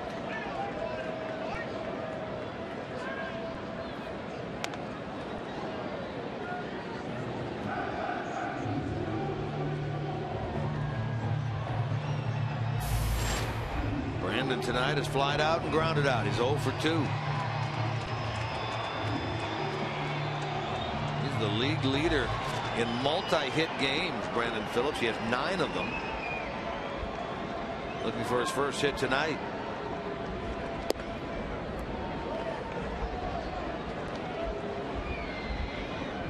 Well, he wanted to call on that one, didn't get it. In the bottom of the 6th. 1-1 the score. Game 2 of this 4-game get-together.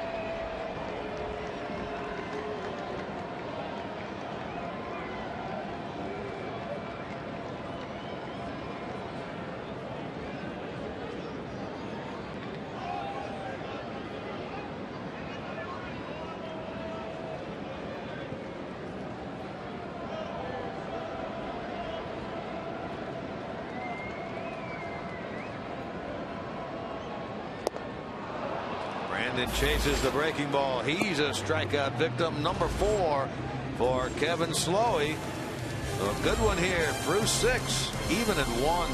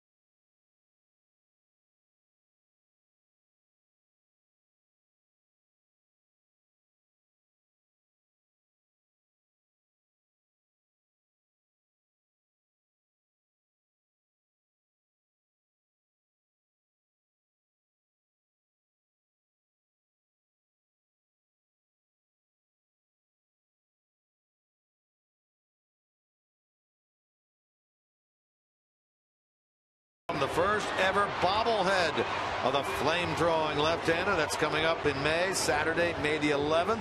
First 30,000 fans receiving a Roldis Chapman bobblehead thanks to Cincinnati Bell. Tickets for that game. Reds will be taking on the Milwaukee Brewers that Saturday, May 11th. You can call 513-381-REDS. You can visit select Kroger locations, or you can go to Reds.com/tickets. That's Saturday, May the 11th. 30,000 through the gates. Aroldis Chapman bobblehead night.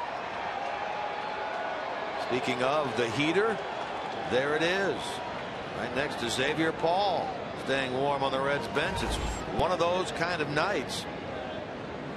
Xavier's from down there in that New Orleans area. He's not used to having this kind of cold weather.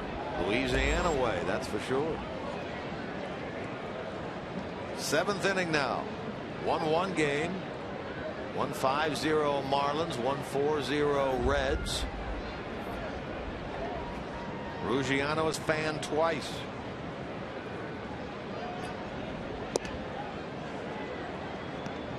Lato's pitch count at 77. 2 pitches less than that. 75 through 6. Pretty efficient stuff. He's a lot like Homer Bailey was the other night. Homer struck out 10 or so in that ball game, and he was very efficient with his pitches as well. Usually guys that strike out a lot will also throw a lot of pitches and run their pitch count up. But Lato's just attacking the strike zone. And that Bailey start on Tuesday, 10 punch outs, 89 pitches in 8 innings. Yeah. That's hard to do.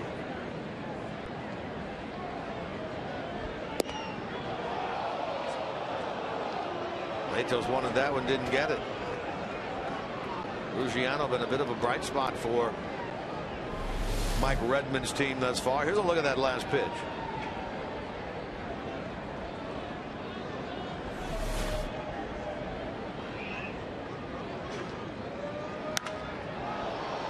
Got into that ball into center.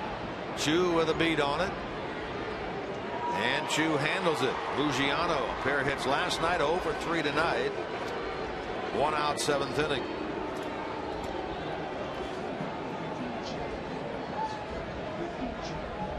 If the Reds can win this game tonight, they start the day a half game behind St. Louis. It appears they will reclaim the top spot in the National League Central. Philadelphia leading at home tonight 8-1 over St. Louis in the bottom of the 6th. No, it doesn't have anything on it. Reds 9-7, St. Louis 9-6.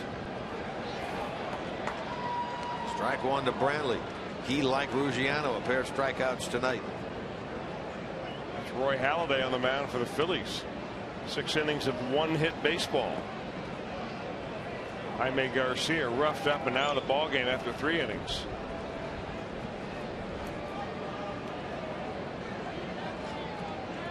It was Halladay who got right against these guys the last time out, wasn't And it? even though he pitched very well against them, the Marlin folks will tell you it wasn't the Roy Halladay of old, but evidently tonight he's found his groove. That's a very good offensive club the Cardinals run at you.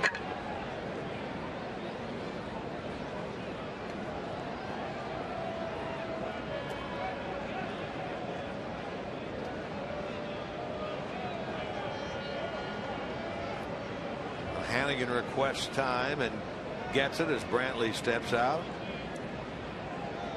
Making the point earlier about Brantley, highly touted catching prospect, 3rd round pick out of Cal Riverside just a few years ago.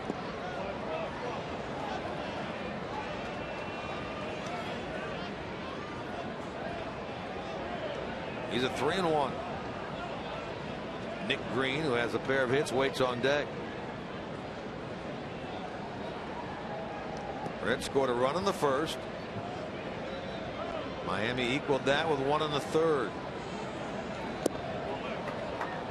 And on a 3-1 pitch, that is ball 4. The first walk given up by Latos tonight. Columbus Crew unbeaten in their last 5 matches and look to continue their streak tomorrow night. That's an 8:30 game against the Chicago Fire. Catch all the action on the home of the Crew, Fox Sports Ohio. Reds baseball in the afternoon. Crew soccer tomorrow night.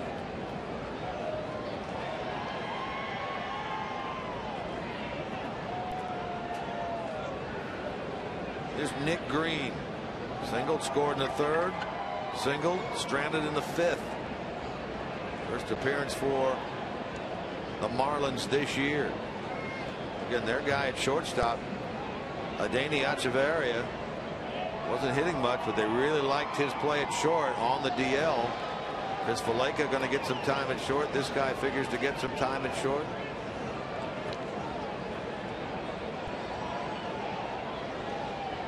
You know, the Reds have been bitten by the injury bug this year, but boy, the Marlins have as well. 2/5 of their starting rotation we mentioned out.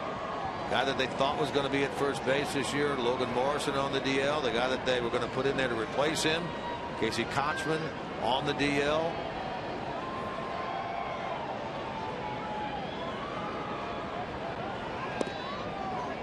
Little mix up right there. You can see Hannigan's going to run out right away. He was looking for a breaking ball. That was a fastball. He's saying, hey, big guy, I was lucky I got my glove on that one.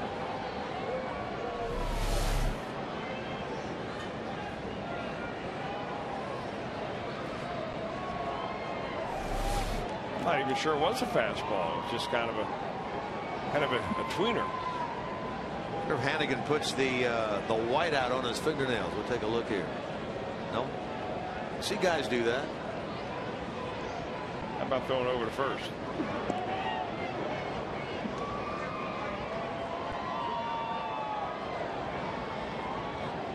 I thought it was fingernail polish. Was it? I thought it was white out. Who knows? Is it? Maybe it is fingernail like you polish. use. See any on me, baby. Of course I don't catch. Come on now. A little manicure, not bad for you. Trying to justify something? Yeah. Get your toes done too. Little pedicure. You know, Green, you mentioned he's been around. I mean, he's a guy that broke in 2004 with Atlanta. He is on his 8th major league team, and he's only had about 400 games total in the major leagues. Yeah. He's a guy that has made the most of spot play.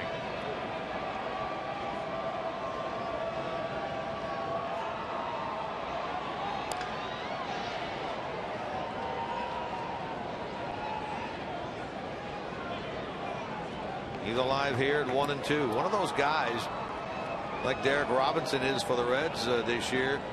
Decent spring, goes down to AAA, an injury occurs, and here he is in the big leagues.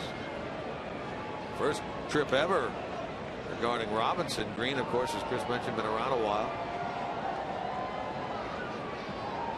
A lot of them down there waiting for their opportunity. Robinson's made the most of his. He has. And it was good to see Justin Freeman get in the game on Wednesday prior to going back down to Louisville.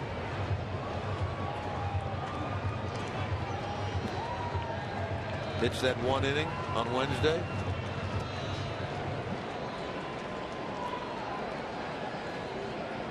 Gonna pump him up going back to AAA, knowing that he's got a big league game under his belt now.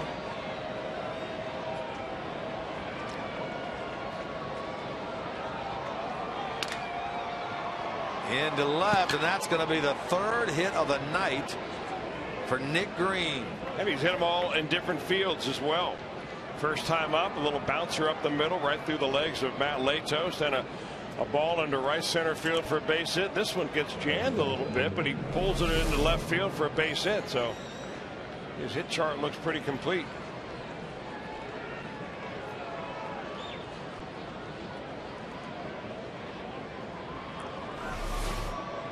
Green equals a career high with 3 hits. Last time he did it was 2009. He does it here against Matt Latos tonight. He has 3 of the 6 hits the Marlins have picked up. Looks like they're shaking things around the Reds bullpen a little bit. Dusty Baker wants to make sure that this inning doesn't get away from him. You've got the pitcher spot up next, but there's been activity in the Marlins bullpen. So if Solano's able to keep the inning alive for the number 9 spot, they're going to go to the bullpen, probably bring Chad Qualls in and pinch hit for the Marlins pitcher. Looks like Hoover and Parra. Lefty righty combo in the bullpen for the Reds.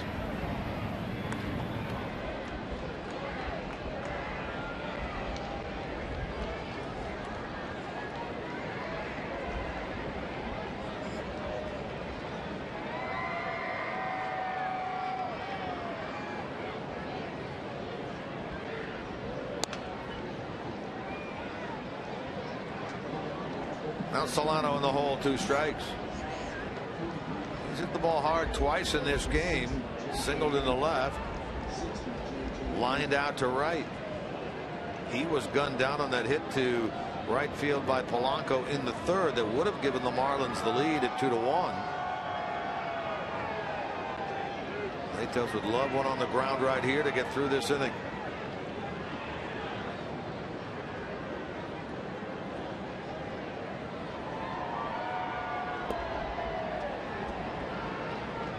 His 95th pitch misses. Ball and 2 strikes.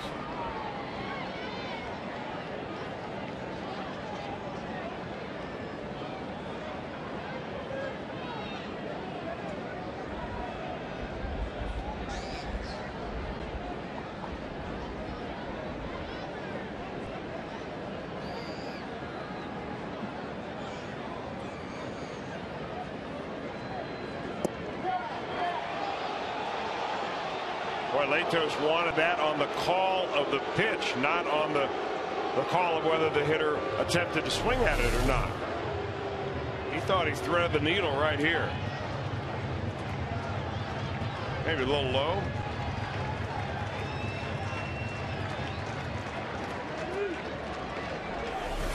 They did appeal on that, as you said, and didn't get either call. Yeah, they're getting the curveball over and over again. Solano is. They must think he's a pretty good fastball hitter. 2-2.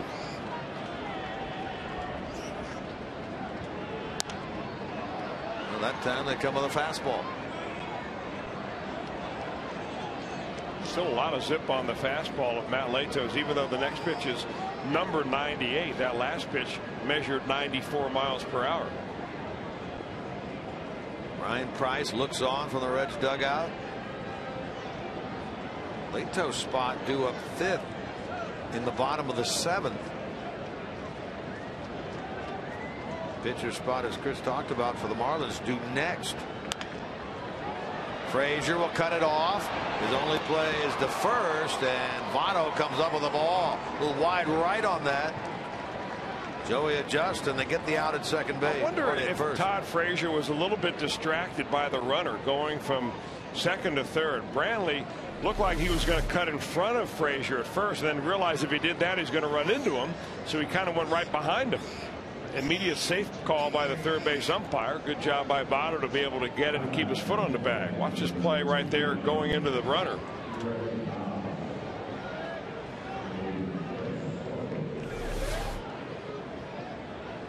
Greg Dobbs is off the bench.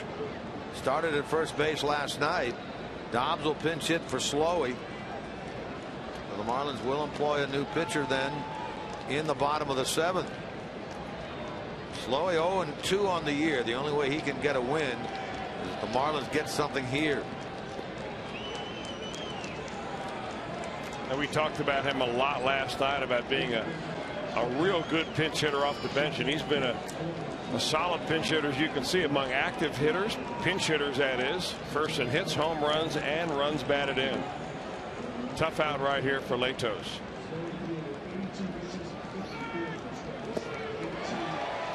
He hasn't had to pinch hit much this year. He's been playing on an everyday basis. What a great pitch right there by Latos. I mean, you come off the bench.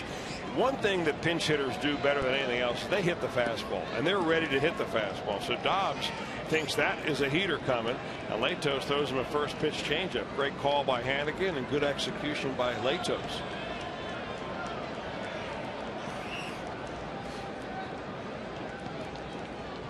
Dobbs in the game last night was 0 for 4. He has a homer and 6 batted in on the year.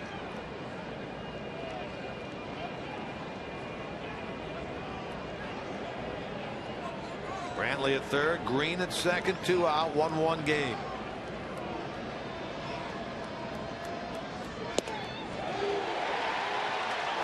Now he's got him in the hole. He's fired up, isn't he? Well, he is, and he wants to get out of this inning. He wants to be a guy to nail a W down. The only way you're going to make sure you do that is get out of this inning. 1 out walk to Brantley, a single by Green. Ground out by Solano, advance the runners. Latos with his 102nd pitch forthcoming here at 0-2 to the pinch hitter Dobbs.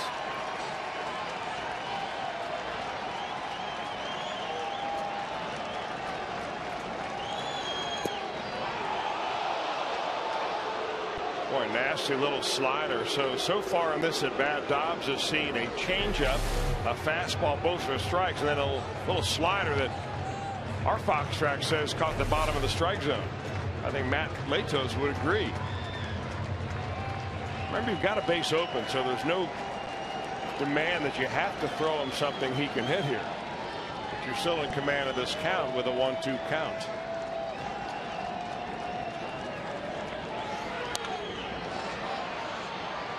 Foul ball out of play.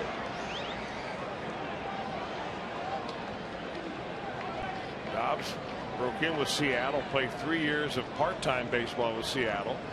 Really was never an everyday player. The most at bats he's ever had in 1 year was when his first year with the Florida Marlins in 2011. It was the last year they called themselves Florida.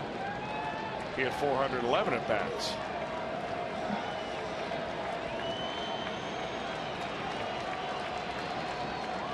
Latos looking for the final out here in the 7th.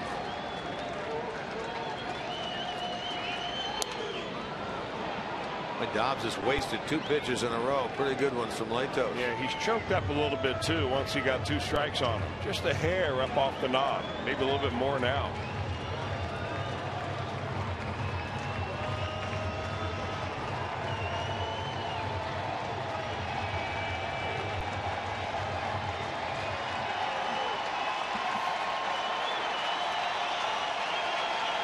Crowd coming to life here at GABP.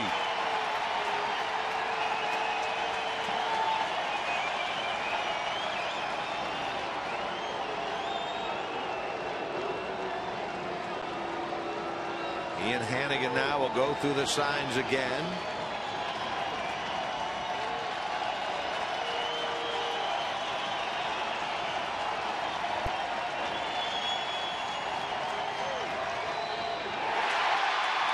Swing and a miss, and the tag. Number 10 for Latos.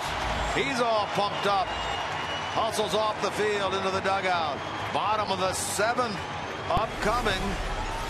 1-1 score here at Great American Ballpark.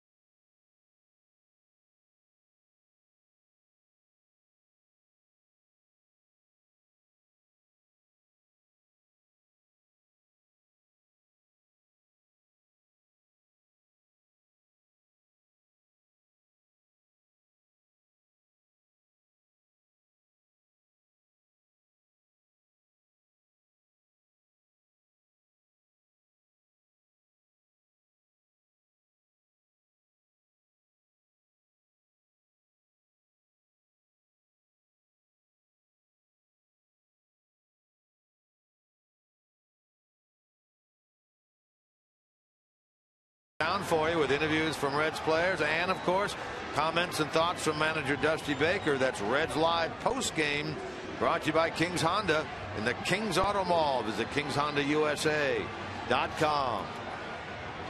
What that last strikeout here by Matt Latos. Well, a great look. Exmo version of this particular pitch. A big curveball, perfectly placed, low outside, courtesy of Munchin's Furniture, and blocked very nicely by Brian Hannigan right there. He picks the ball up, tags out Greg Dobbs, and man, oh man, the big guy's fired up.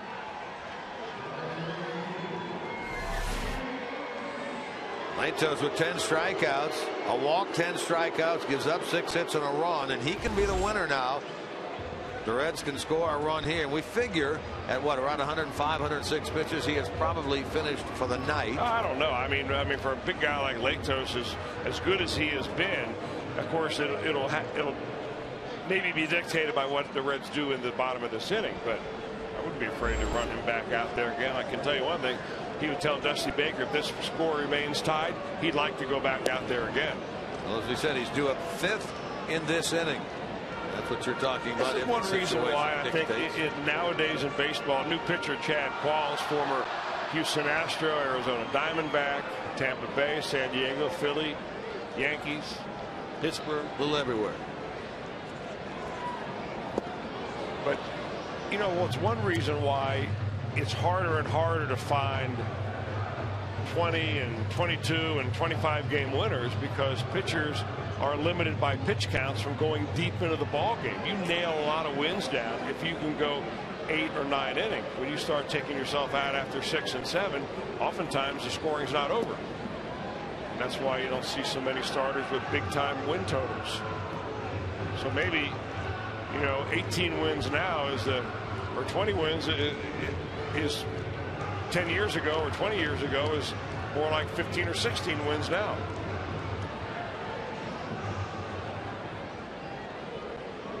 What I'm trying to say is 15 is the new 20.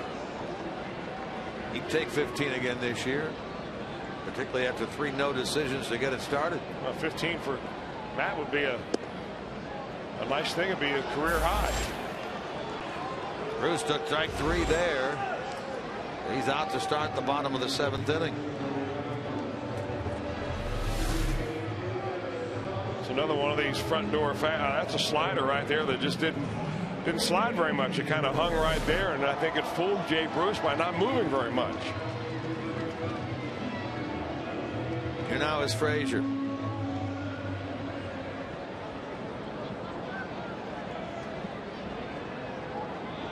Base hit back in the 2nd. A wrinkle on that one gets him to swing and miss. Strike 1. Yeah, he's a real workhorse, Qualls is. I mean, when he came up with the Houston Astros after his first year of just being a part-time pitcher, you know, he would pitch in 78 to 80 games seemingly every year.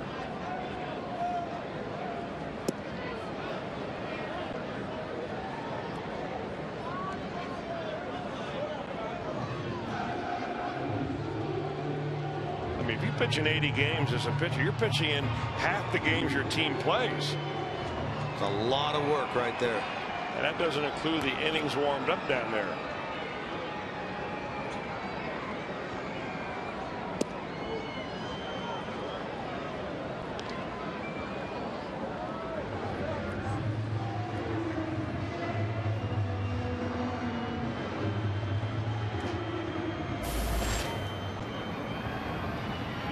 As Jonathan Broxton throwing in the Reds bullpen. Frazier now get a look at a 3-1 pitch from Chad Qualls, 34 years old now. Relieving Kevin Sloy, who went 6, allowed a run, 4 hits, a walk, and 4 strikeouts. Can no longer be involved in the decision of this game. And the Reds have a base runner. With 1 out in the bottom of the 7th. Frazier represents the go-ahead run. Yeah, not an easy thing to do right there is walk Todd Frazier. He picks up his 7th walk of the season.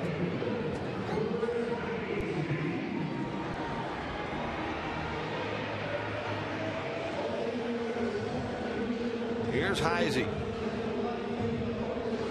He's hit the ball on the nose twice in this game. Line to left, line to short.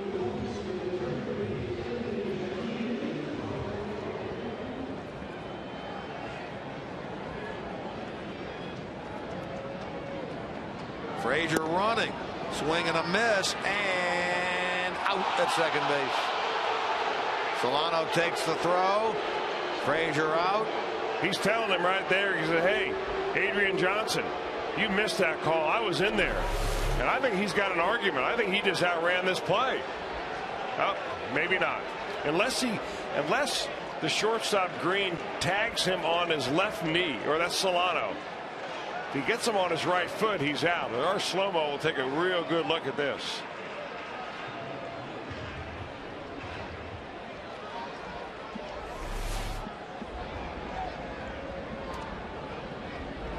I think he made the right call. Up with this ball from short is Green. He'll make the play. Heisey gone. And this one will head to the 8th. Will Matt Latos head on back to the mound? We'll see in a moment.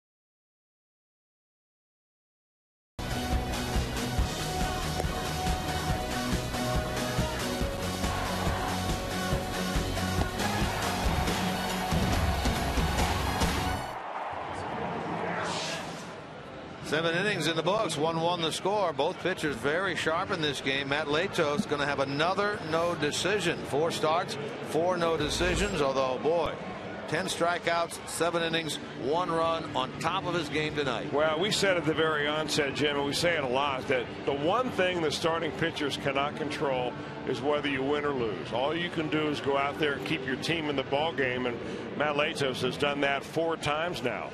How about 15 of them last year? Yeah. Well, you know, when you get the kind of quality starts out there, you'll give your team a chance to win, and ultimately that's what you want. Obviously, you'd love to see Matt Latos get rewarded with a W, but you know what? If the ball club walks away with a win tonight, a lot of it will be due to the effort of Matt Latos.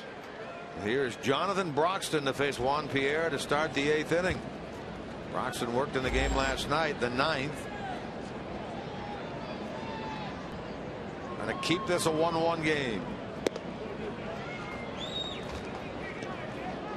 On the year, 7 appearances, a 9.5 ERA. Of course, all that blown up by that contest in Pittsburgh almost a week ago.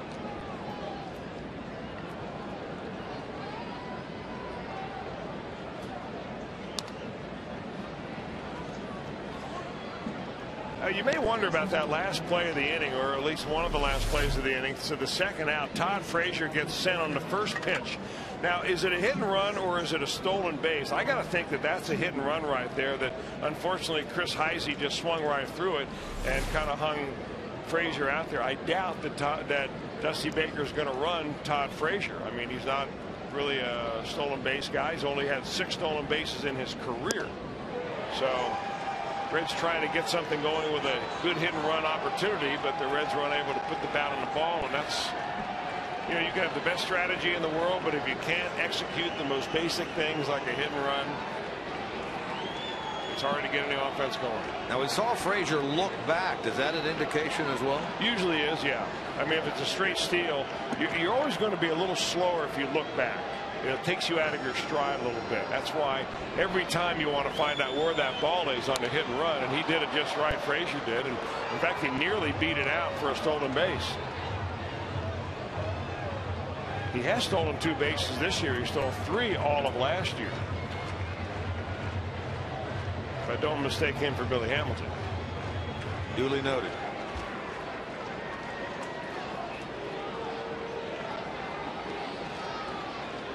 Broxton trying to get the leadoff man here in the 8th.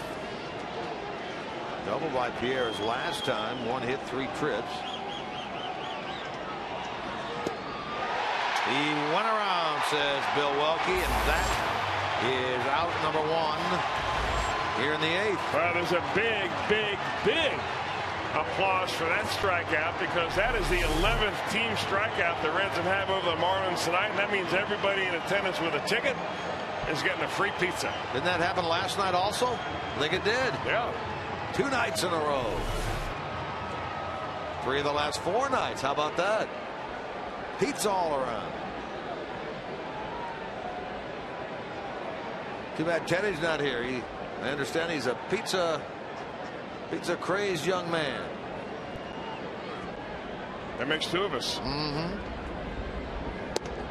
Polanco takes a strike. Boy, Broxton throwing the ball better tonight than he did last night. He came in and threw a 1-hit inning. There's 11 of them right there.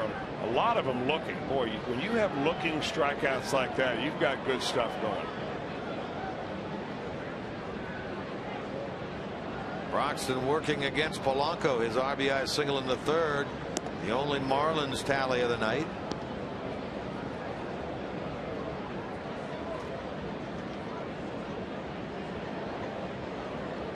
Stanton waiting on deck. 1-1 in the 8th.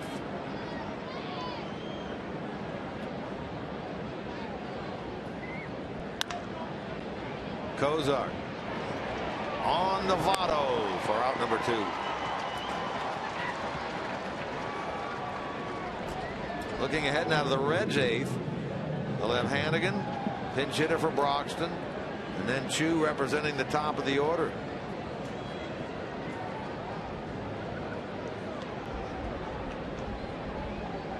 Now what we're seeing so far here from Broxton tonight is what we're more used to seeing from him. Well, I think he's a guy that requires often work. And one of the worst things you can do as a reliever is, spend too much time without getting into the ball game. It's always a careful line that a manager and pitching coach has to draw. How much is too much work and how much is not enough.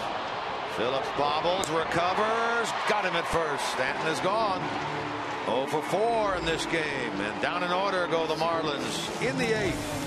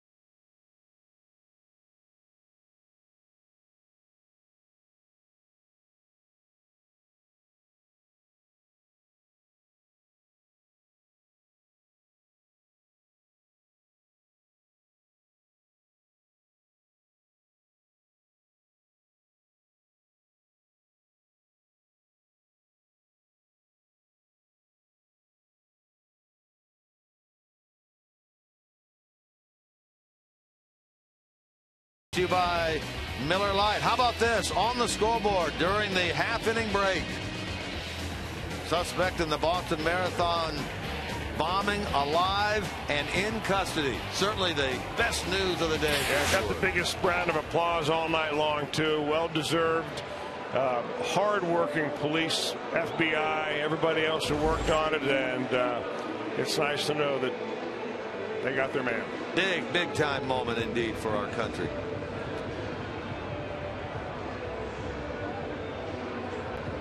Now the Reds go at it here in the bottom of the 8th. Chad Qualls back to work.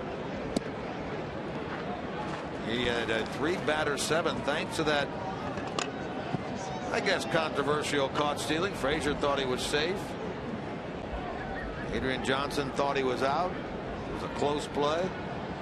Hannigan 0 for 2. Hit the ball hard his last time. Hits it into right center this time, but it'll hang up for Stanton.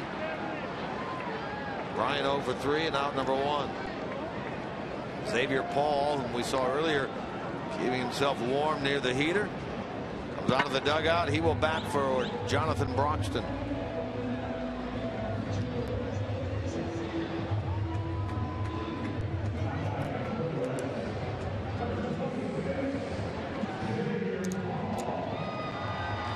Chapman is throwing in the bullpen for the Reds.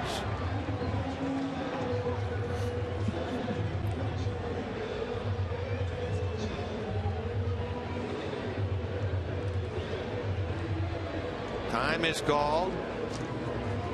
Movement and action down in the Marlins bullpen. Mike Redmond to the mound. And that's going to be it for Chad Qualls. He'll go 1 1/3 with the left-handed hitting Paul being announced. The Marlins will turn to their bullpen. They have a lefty, Mike Dunn, the only lefty that they have in their bullpen. And Mike Dunn will enter the game here in the bottom of the 8th inning. We'll step aside. Our Skyline Chili call to the bullpen. Bottom of the 8th here in Cincinnati.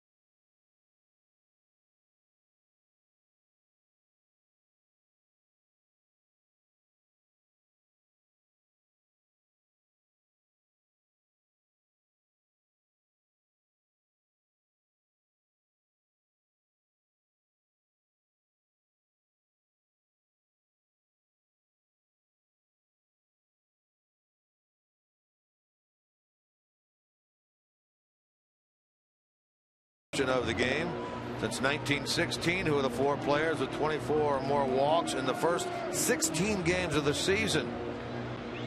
You knew one was Votto, and there's the others. Chris said, are they recognizable names? Well, Mickey Mantle certainly recognizable. Ted Williams certainly recognizable. Max Bishop, questionable. Those are your answers. Mike Dunn appears for the 9th time this year, takes over to face the lefty Paul. Well, he's the only left-hander the Marlins have in their bullpen, so they use him as that situational lefty. Once Paul got announced. And he's not a guy really that has been used like that throughout his career. He throws a fastball, not all breaking ball guy. He's got a very good arm. That last one at 94.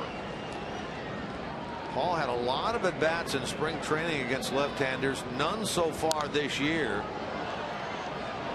Last year with the Reds, he was 0 for 3 against lefties.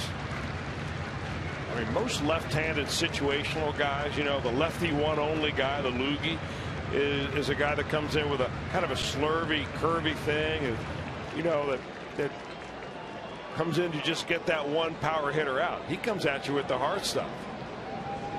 There's a hard slider that goes along with that good fastball.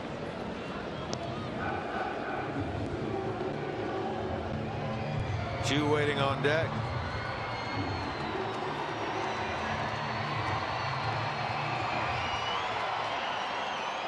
Lefty's hitting .214 against Dunn this year.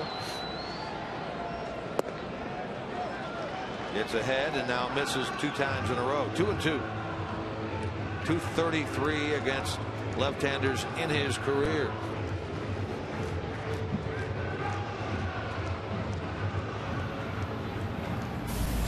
Reds haven't had a hit since Latos double in the 5th. Chapman in the pen. Now from 0-2 to 3-2 to Paul.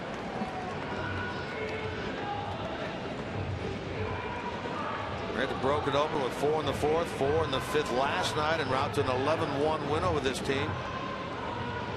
Tonight 1-1 bottom of the 8th.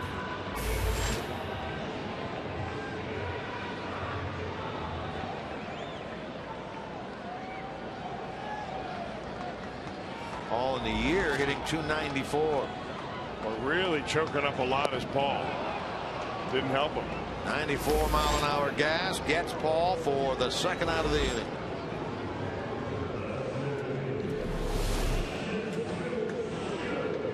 Nothing wrong with that fastball right there. Nothing wrong with taking a hack at it and just coming up empty.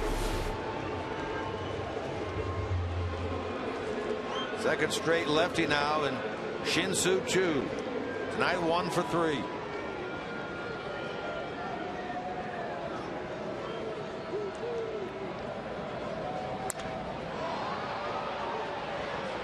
Chased by Pierre, but out of play.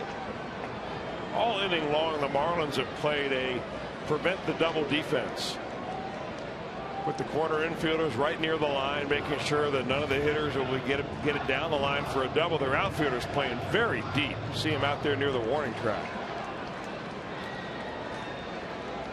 You never faced Dunn before. Now he, like Paul, is in the hole. 2 strikes.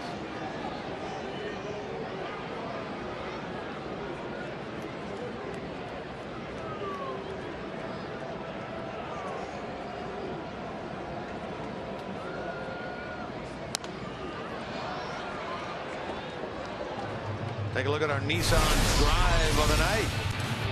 Came from Chu in the 1st inning. His first triple of the year that came against Kevin Slowey.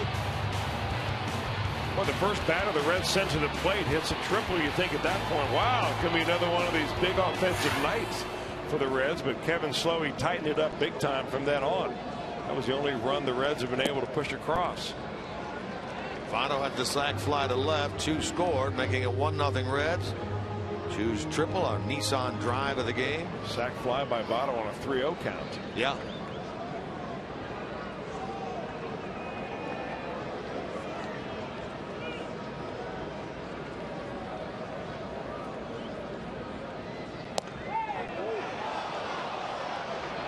Little front door action right there. Chu back to the dugout. He is rung up for the 2nd time tonight. And we go to the 9th, still even at 1.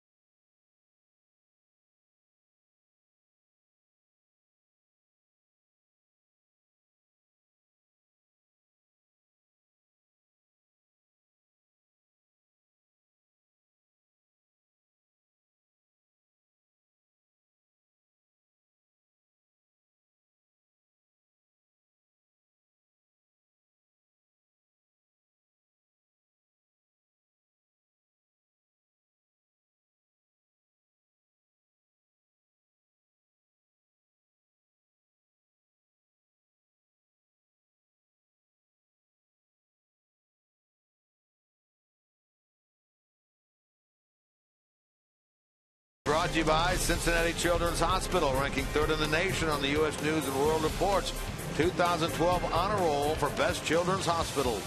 And by Chevy. Visit your Tri-State Chevy dealer today and get great pricing on a brand new 2013 Chevy.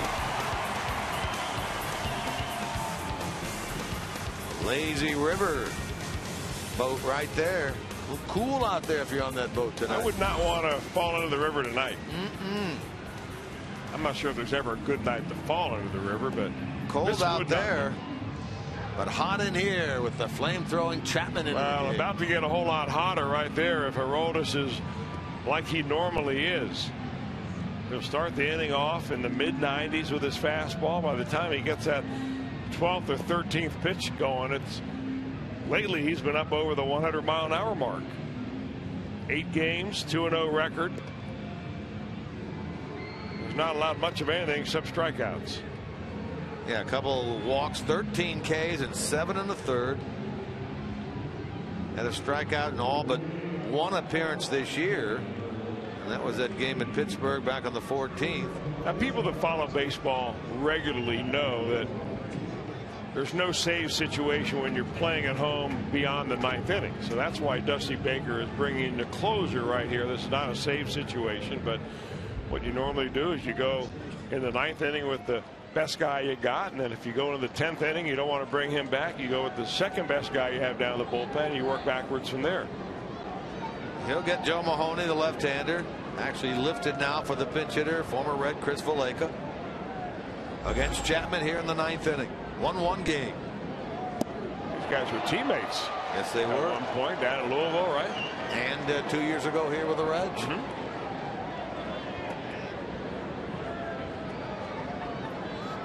Valleca started at shortstop in the game last night, went 0 for 4. He's hitting .250 with 2 RBIs. He'll roll this one to Frazier. 1 out.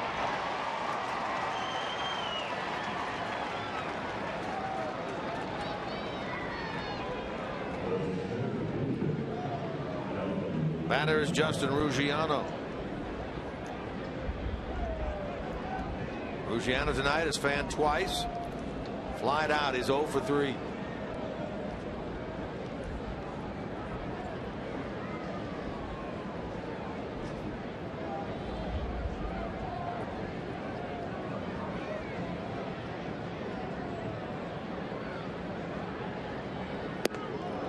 Ruggiano last night hit a home run on a high fastball, and he really turned on it. Pitch thrown by Tony Cingrandi. He had his best swing of the night tonight on a high fastball off of Matt Latos. And you can see the way he lays the bat almost parallel to the ground when he's ready to swing. He's already created an angle for himself to get to the high pitch. Anytime a guy practice swings high, he likes it up there. Of course, hitting a Aroldis Chapman fastball up there is a different story. Ryan Braun does that. He has that high practice swing all the time.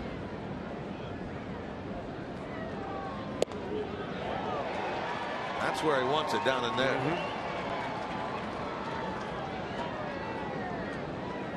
Rob Brantley, the catcher, left-handed hitter, on deck.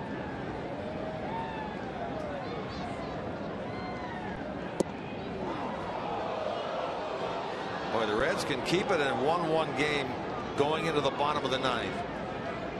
They got a big part of the order coming up. Good eye there by Ruggiano.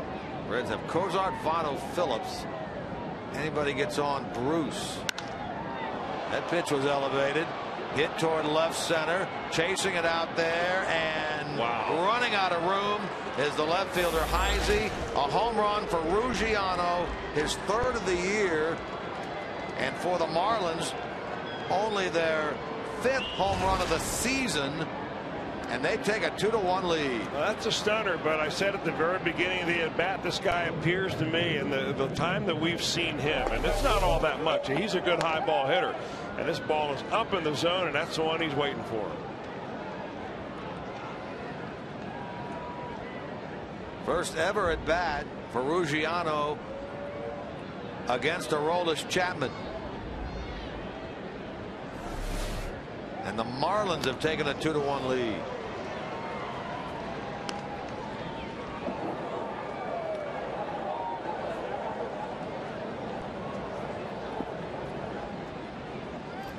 Ruggiano batted 6th last night. He batted 5th tonight. I wouldn't be surprised to see him in a 3rd slot tomorrow.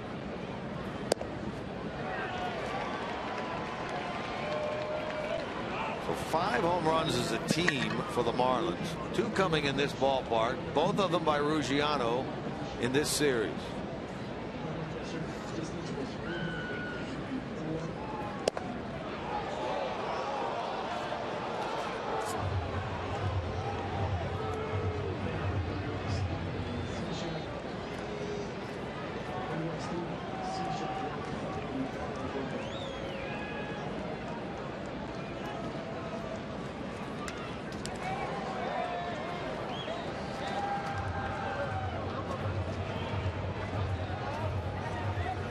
Chapman gave up 4 home runs last year in 71 2/3. That's the first he's given up this year.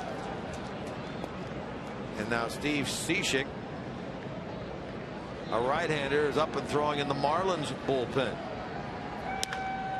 Breaking ball floated behind Phillips. Brandon will get it. 2 out.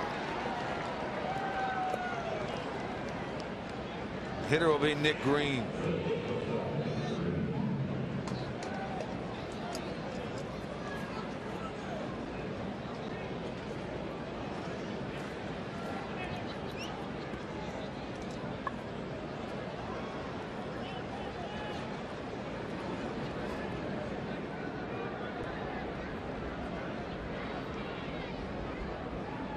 Green is 3 for 3.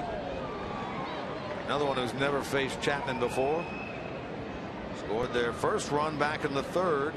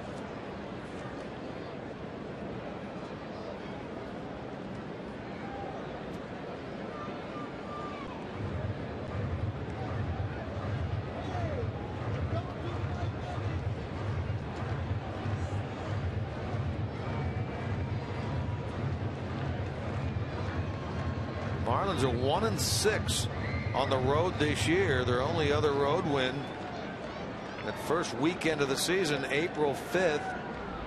They won 7-5 at New York.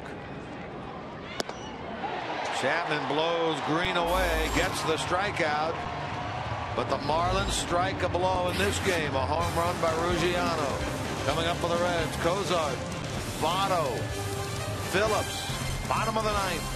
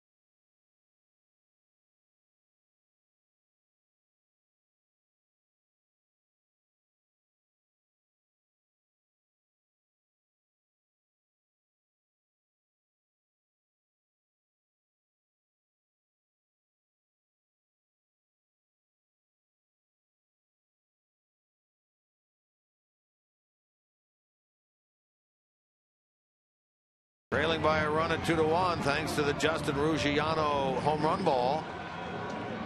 Closer of the Marlins, who's not had an opportunity really to do that this year, is the man into the game. Right-hander Steve Cishek, Cishek, making his 7th appearance. A little submarine action right there for this right-hander so far this year. 6.75 ERA. Well, he's a sinker ball pitcher, but he can really give you fits if you're a right-handed hitter with that sidearm delivery. You never really feel all that much comfortable in the batter's box. The fact that he can throw that ball so hard from the side-winding delivery makes him extremely tough. Throws it up to about 94, 95 at times. Chris Valleca, utility infielder, will take over at first base. Yeah, toward what you're saying, a .091 batting average against right-handers. Yeah, I mean, wow. You don't see that many guys who throw sidearm #1. Then you don't see that many who can throw 94 or 95 from down there. Also has a pretty good slider. He's into the game here to get Cozart to lead it off. Reds down by a run here in the 9th inning.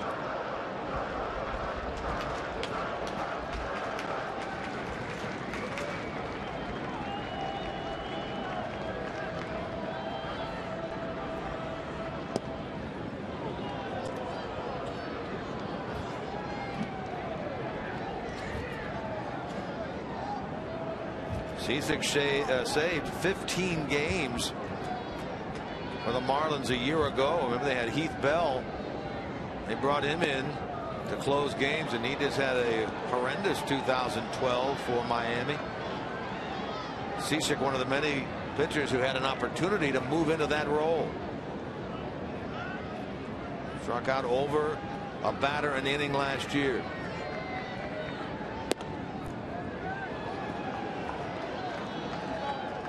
A lefty Votto on deck, and that's a different story regarding this right-hander. They've been able to make a pretty good living against him. Up over 400 this year. In the hole, and that's going to be an infield hit. Cozart aboard.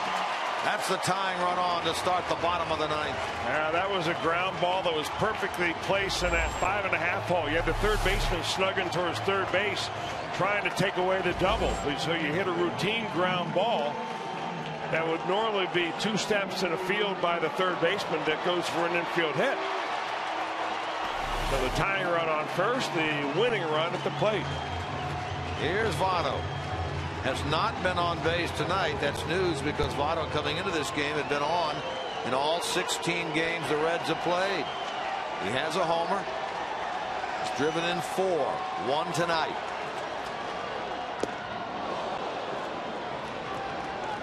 We talked about the difference between lefties and righties against Cishek. 091 against righties, but over 400 this year against lefties.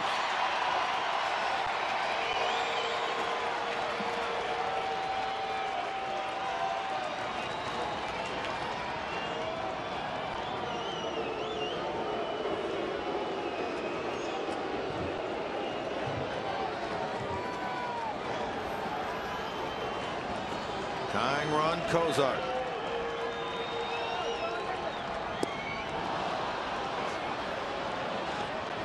Oh, 0-2 to Votto. We've seen Joey Votto take some swings tonight that we've never really seen him take very much at all. I mean, he looks very fooled by that pitch.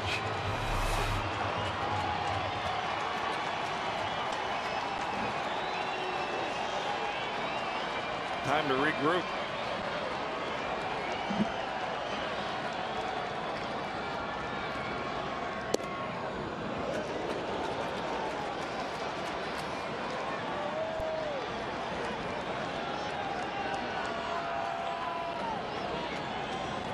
Lead-off infield single by Cozart. Held over there by Valleca.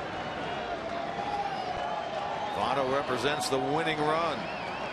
Reds trying to get it done in the bottom of the 9th, trailing 2-1.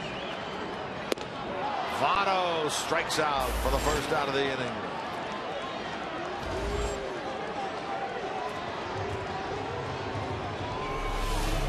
right up the ladder on him, did Cishek, and kind of an unusual fastball because when you throw it from that low of an arm angle, it almost rises on you.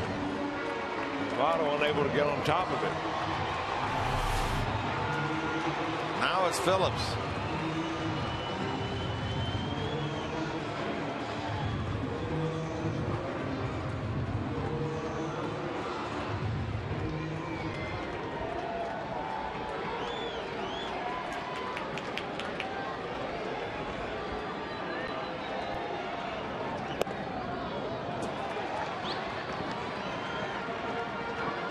Funny, the only Reds player that has a hit against Cishek in his career was the guy who's at first base, Kozar.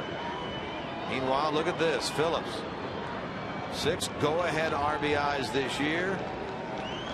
Right there, the tops in the league. Yeah, that's a clutch hitters leaderboard right there.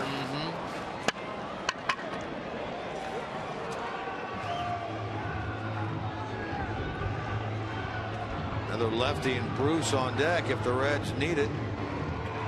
Phillips 4 home runs, 19 runs batted in. Tied for the league lead with John Buck of the Mets in RBIs, although John Buck hasn't driven many in here as of late.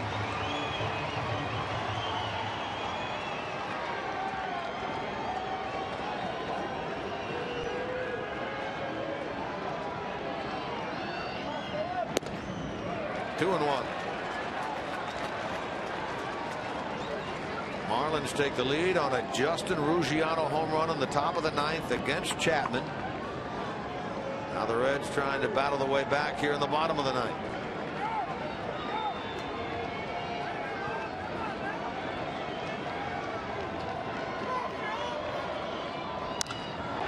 Phillips, high fly ball to center. Sounded good off the bat.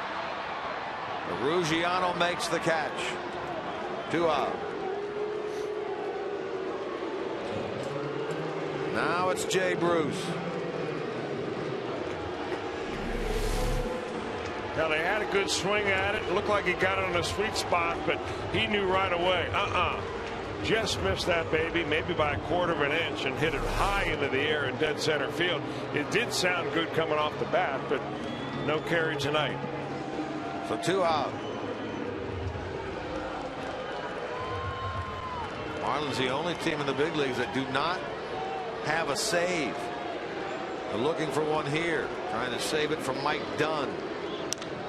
Bruce lines this ball to right, but unfortunately right at Stanton, and the Marlins get a home run in the top of the 9th by Justin Ruggiano, and even this 4-game series at a game apiece as they win by the final score of 2-1 over the Reds. Boy, Bruce caught that ball, unfortunately, right at the right fielder. So the Reds a winner last night. Marlins a winner tonight. Let's take a look at our John Morrell hot dog play of the game. Justin Ruggiano long ball, his 3rd of the year. Comes on that high pitch as Chris talked about against Aroldis Chapman.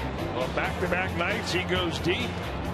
He accounted for the only run the Marlins had last night. He accounted for the winning run the Marlins had tonight. A high fastball. He turns on it.